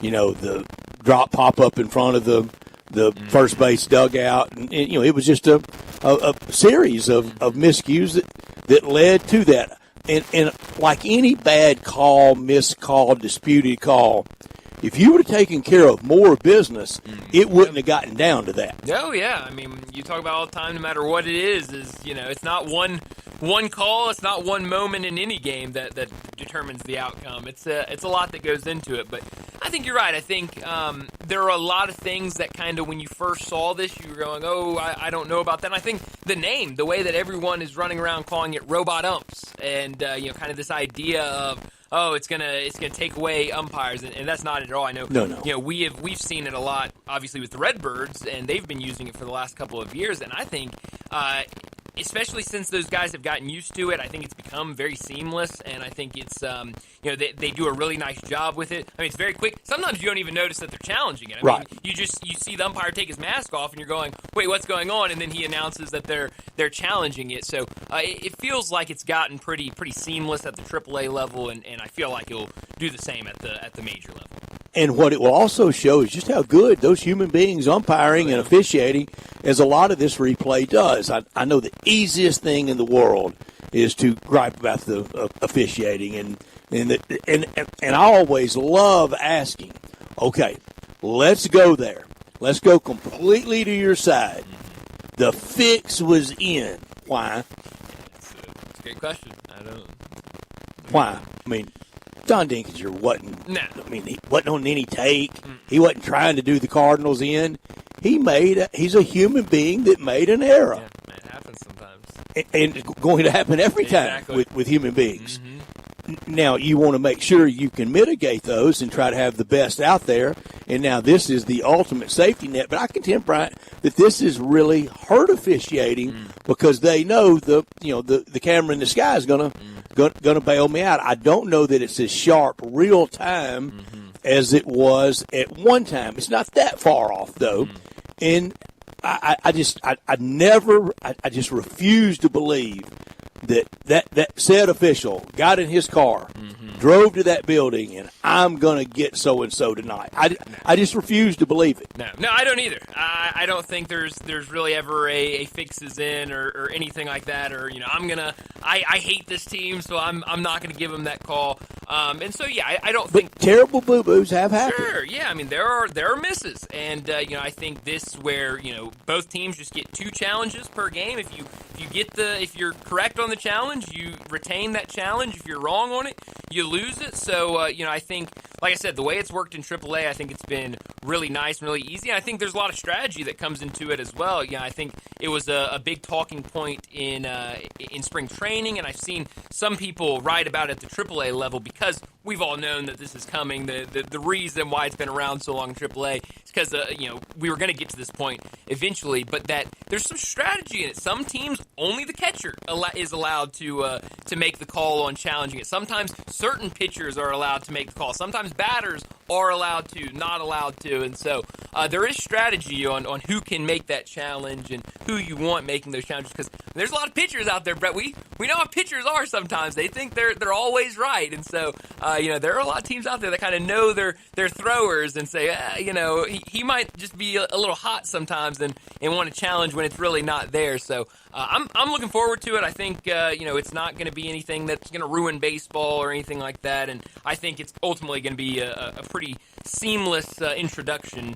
like we kind of seen the last couple of years at the AAA level. And it will only expand. Yeah, I think so, and I kind of like where it is. I don't want to get to a point, like what some people have said, and I think what some people have feared, where it's just a quote-unquote robot ump, the kind of real idea of a robot ump. I like this way, and I hope that their union will allow that. No. But I hope it stays something around what it's going to be right now, because I think it's a good system, and I think it's worked at the AAA level, and so I don't want them to get to it and then say, hey, we can add this and that and this and do this instead. I think it's good where it's at right now. And there's just nothing left to argue. There's no Earl Weaver running out there in Ron Luciano's face and scraping dirt all over his shoes and Lupinella throwing bags. I mean, there's just no need in any of that anymore. No. But hey, you'll still see it. That's not gonna stop a lot of these managers. What would inspire it though? Because everything is. Brett, these managers run hot over anything. What was it? A couple years ago, the Nationals manager over, I forgot what it was. And I think it was something that was very easy. We can take a look at this. Something he was on the ground crawling around behind the backstop. These managers, they just kind of run hot to run hot. They do, but I think a lot of it is transference and things they couldn't correct with what they control. They want to get on somebody else, but everything, fair, foul. Did you catch it? Did it hit the ground first? It's all reviewable now, and so there's just not that trap ball. I'm trying to think of some great plays that really would have been affected, but it's just not going to change a thing now. No, and it's everything is. We got cameras everywhere, Brett, and we can take a look at everything, and it's certainly going to be different, and but I do think it's going to be it's not going to be a bad addition to Major League Baseball by any means. I think it's going to be fine. Well, I think last night there was something and believe me, Brett, I was exhausted when I was watching the end of that Cardinals game. Lucky that I even watched it. I turned it on late and I watched it, but there was something last night that couldn't be reviewed that I think everyone was hot about. Something about the Jordan Walker might have hit it. It went down in the dirt, and they couldn't review whether it hit him or if it was fair or foul. I don't remember what it was, but they were asking. I didn't stay with the whole game. Brett, I just flipped it over for the heck of it. I stayed with all the Monday Night Football. I watched. That's the thing is I watched the whole Monday Night Football, and then when Monday Night Football was over, I said, you know what? There's only a handful of games left in the season. I'll flip over and tune in, and I saw the last couple of innings. It was a win. I watched the Cardinal pregame for that very reason. I thought just a few left, and this weekend I doubt I'll be able to get in front of very much, and I'll miss it. Not many Menards ads left, is it? Brett, they run through the Menards ads. They do. Ooh, it is that in Rally House. It feels like every single time they go to a commercial, you're gonna get those two in there. But a friend of mine calls Cardinal season. He'll text me about 2 weeks out. 2 weeks out till Menard season starts. Oh man, it really is. I mean, they get it in there. You're not gonna get through almost an inning without a Menard. But this time next week, next Tuesday, 4 games that day, 4 on Wednesday. It's insane that we are already here. I mean, it's one of those things where we always talk about it early in the season, Brett. A long season. There's always a lot of season left, and then we get to this point. I'm like, how are we already here? How are we to the postseason? But we're here, and still some teams eliminated a week from tomorrow, potentially. Yeah, it's insane. But no, we still have some intrigue right now. Playoff teams. Oh yeah, no, definitely. But we still have some intrigue. I mean, I think the Mets are gonna do it. I think they're gonna be fine. But I don't know. These Diamondbacks, they're playing hot right now. Back-to-back wins. And only a game back in the wild card from the Mets. Mets on the north side tonight. Yes, I mean they gotta hold on to that final spot, and there's gonna be a lot of people watching Mets games, watching Diamondbacks games to see if ultimately we see a switch up there. But I'm excited to watch this final week of baseball for teams that are going to make it to the postseason, teams that are not going to make it to the postseason. I think this is going to be a fun week of watching some baseball. Dodgers better be real careful running Ohtani out there to pitch. Yeah, I mean, what was it? We talked about it right before he went out there last week. If kind of, do you really want to send him out there and throw him for 5-6 innings? And they did, and had the no hitter and one strained lad away. Yeah, I mean, it's just I think after all of those injuries, I mean, it's scary to see him go out there, and I mean, you got to have his bat in the postseason. So you just be careful, Dodgers. I don't want anything to happen to Shohei. What if the Cardinals had injuries this year, Brian? They stayed pretty healthy. They did. How many missed starts by Cardinal pitching this year? I mean, it wasn't many. I mean, they were, like you said, they were Has very it been healthy. any? I mean, again, Brett, long season, so I don't want to say any, but I mean, but sure, not many. No, certainly not. And not from the relievers. No, I mean, it's been very healthy. I mean, you think about it, because any pitcher that would have gone down theoretically would have, did a rehab here or somewhere else, and I don't remember talking about any rehab. So I mean, it's been pretty good in terms of staying healthy. But yeah, you're right. If there was injury this year, oh man, it would have been 10 times worse. Oh, they'd have won. They'd been lucky to win 65 games. Oh yeah, I mean, it would have been abysmal. Sitting on 77 now, pretty healthy. Yeah. A couple position guys. Arenado had extended, and a couple other, but not anything. Bad. No. I mean, there was no real extended. I mean, missing of anybody. So that's but I don't even want to think about what the season would have been if we had injuries. That's scary. I'm kind of trying to defend Ollie Marmol. Yeah. I mean, I think we talked about it a lot this season. I think you can easily defend him. I mean, at the end of the day, can easily move on from. Sure. Well, and that's the problem when, unfortunately, Ali gets that job, and from day one when he's hired, he's called up. Well, this is the yes man and the organizational guy. Exactly. He's just gonna do what the higher ups want to do. Very easy to defend him. Very easy to say move on from him. So we've talked about it a lot. I don't know what they ultimately. He hadn't created a lot of value. No. But he hasn't done anything. I think that is just outwardly he's got to go. Either. I think I've seen him grow as a manager. Oh, I definitely think you've seen him grow. I don't think there's any doubt about that. Because I think watching this season and watching last season and even earlier, I mean, it was kind of. I think I've got a different approach on Ali than I had even at the start of the season. Are you pulling for the Reds? Well, I know Landon's not. I feel like I have to say yes. I have some family that are big Reds fans, so I feel like I have to say yes. But no, not really. I don't know. I'm the same. Fine if they do. Got friends that love them. Sure, yeah, but I don't. But if they don't, I'm not that invested in it. I'm not really. I'll be honest, but I'm not really rooting for them. Hadn't won it since 1990. I wanted to like this Reds team. I don't know. They don't get me going. I can't forgive for all the dust up they had with the Cardinals and that's fair. Kicking Jason LaRue in the head. Yeah, that's understandable. Brett, how much are you going to watch tonight of the SEC special? Some, not a lot of. It really kind of be a Twitter thing. And I just wish so badly, and talked about it a little with Brent earlier. I wish we would learn how to talk again. It is not a schedule release. Right. It is an opponent's release. Yes. A schedule would be, September 19th and November 10th, and it is not a schedule release. And I think that was, what was it? No more than these college football teams have a bye. Right. They have an open date. Yeah. And I don't want to hear anybody go, well, everybody calls it that. Mm-hmm. Once again, like when you were a little bit, I'm going to talk to you in 5-year-old style.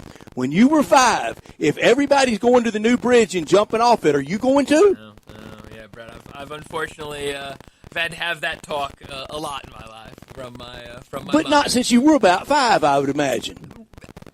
Brett, middle school Bryant, I think, had to have that conversation a lot. So, unfortunately. That's a 13-year-old. That's right, yes.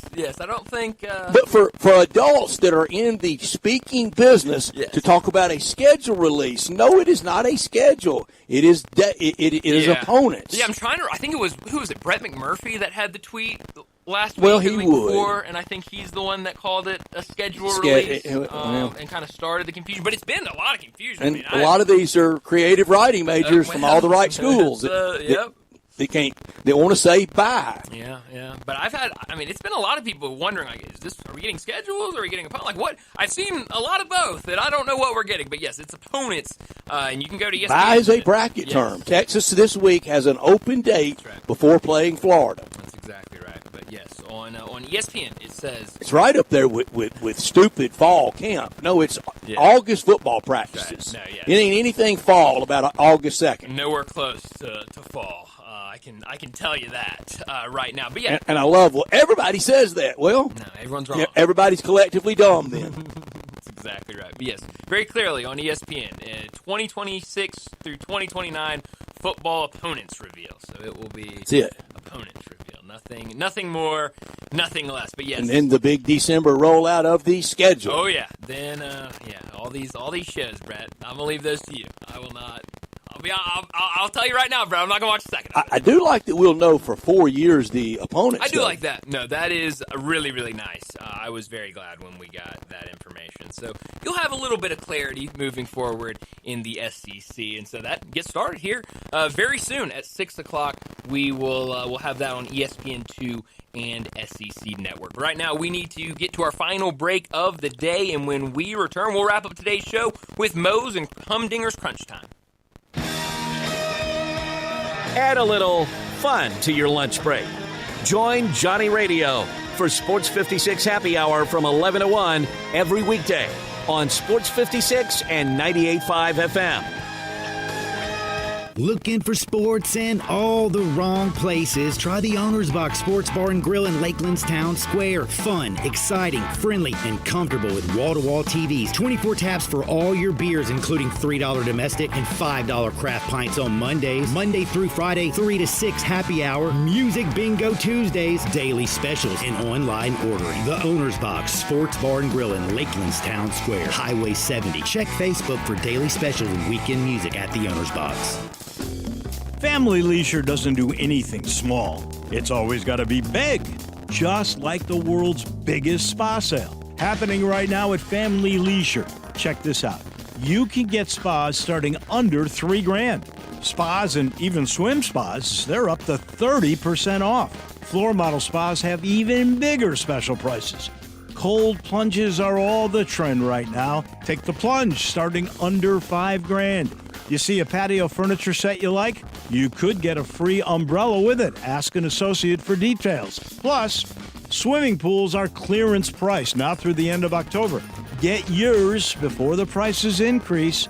That is with any big sale. Special financing, it's available. The only thing small during the world's biggest spa sale at Family Leisure are the prices. Family Leisure, Whitten Road at I-40, where family and fun come together. I'm Gary York. I'm the service director at Lexus of Memphis. Our service department wants to be more than just a place where you get your oil changed. We do glass repair, windshield replacement, recalibration of your camera and sonar systems, even wheel repair, tire replacement, all the things you would expect from a luxury automotive dealer. Please check out our website. You can schedule your appointment, check out our specials, hours of operation, or if you'd like to do it in person, please reach out to one of our associates at 901-271-5199. Does your system sound like this? Hi, this is Lauren Choate from Choate's Air Conditioning, Heating, Plumbing, and Electrical. If your HVAC system is over 10 years old, then it's probably out of warranty. Don't wait for it to break down and cost you expensive repairs, but be proactive with this incredible deal from Choate's. Right now, for a limited time, for the first 50 customers, we're giving a free 10-year labor warranty plus $1,000 off a brand new Carrier system install. That's peace of mind and big savings. And that's not all. Thinking about a backup Generac generator or maybe endless hot water with a Rinnai tankless system? You'll also get $1,000 off plus a free 10-year labor warranty on those too. Since 1958, Choate's has been serving the Mid-South with old-fashioned service you can trust. So turn to the experts with Choate's and call 347-8086 and let our family serve your family. Crunch Time is brought to you by Humdinger's Taco Tuesday. Enjoy crunchy slaw, grilled fish, and chicken, and the best taco sauce in town. $2 tacos all day. The best deal in town. Now, back to Sports Time on Sports 56 and 98.5 FM. This hour brought to you by Jaguar Land Rover Bluff City. Here once again are Brett Norsworthy and Bryant Dacus. Welcome back into Sports Time. Bryant. Tell me something I don't understand. You said you love me, and that's a fact. And then you left me, said you felt trapped. Well, something. This is pretty cool, and we're just getting started.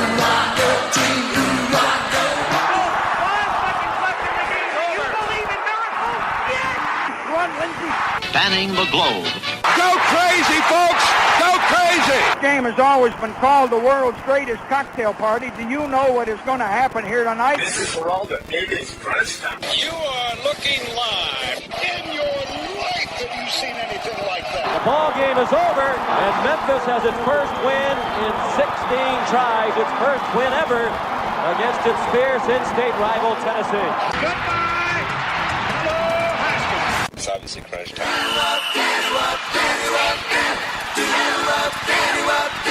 Hammer, nail, coffin, this baby is over. Crunch Time is brought to you by Humdinger's Corporate Catering. Enjoy tacos made with crunchy slaw, grilled fish and chicken, and the best taco sauce in town. Find out more, call Jenny Nash at 901-606-3172. Well, Brett, what I learned last night is it was a tale of two halves last night in Monday Night Football. It was really a tale of 3 quarters and 1 quarter because it was really the fourth quarter where the Vikings looked like a football team out there. For the first 3 quarters, it looked like the Bears could put it in cruise control and win that game.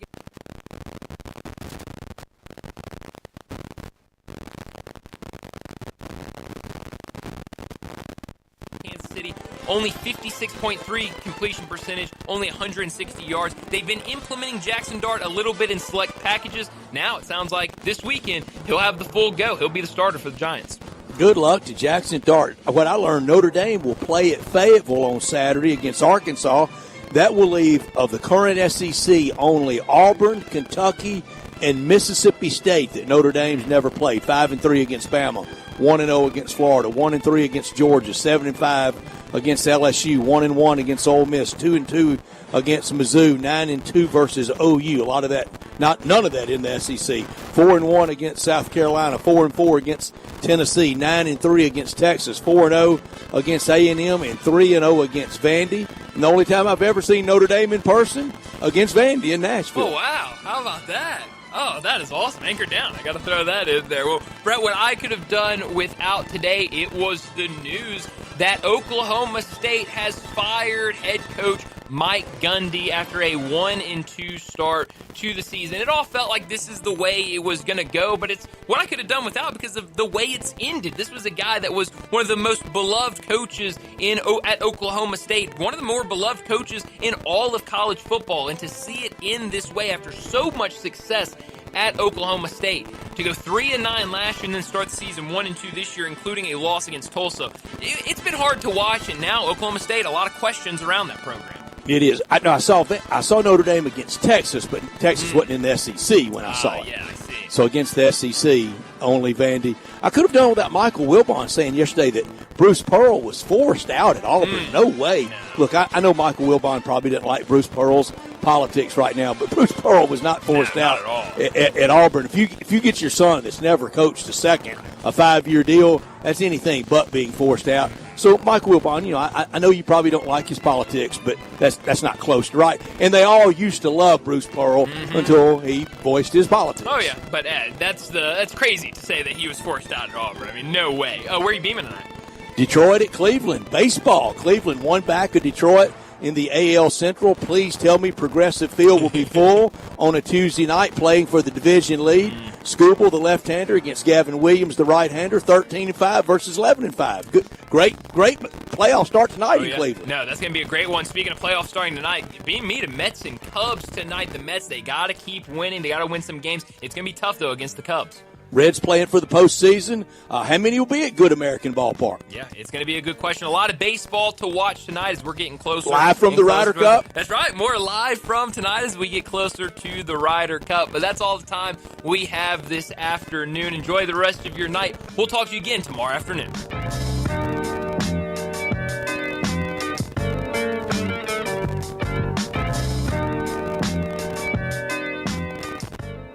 Everything today is technologically based. Well, except maybe you. If you're struggling with tech, no matter what kind, call Tech for You.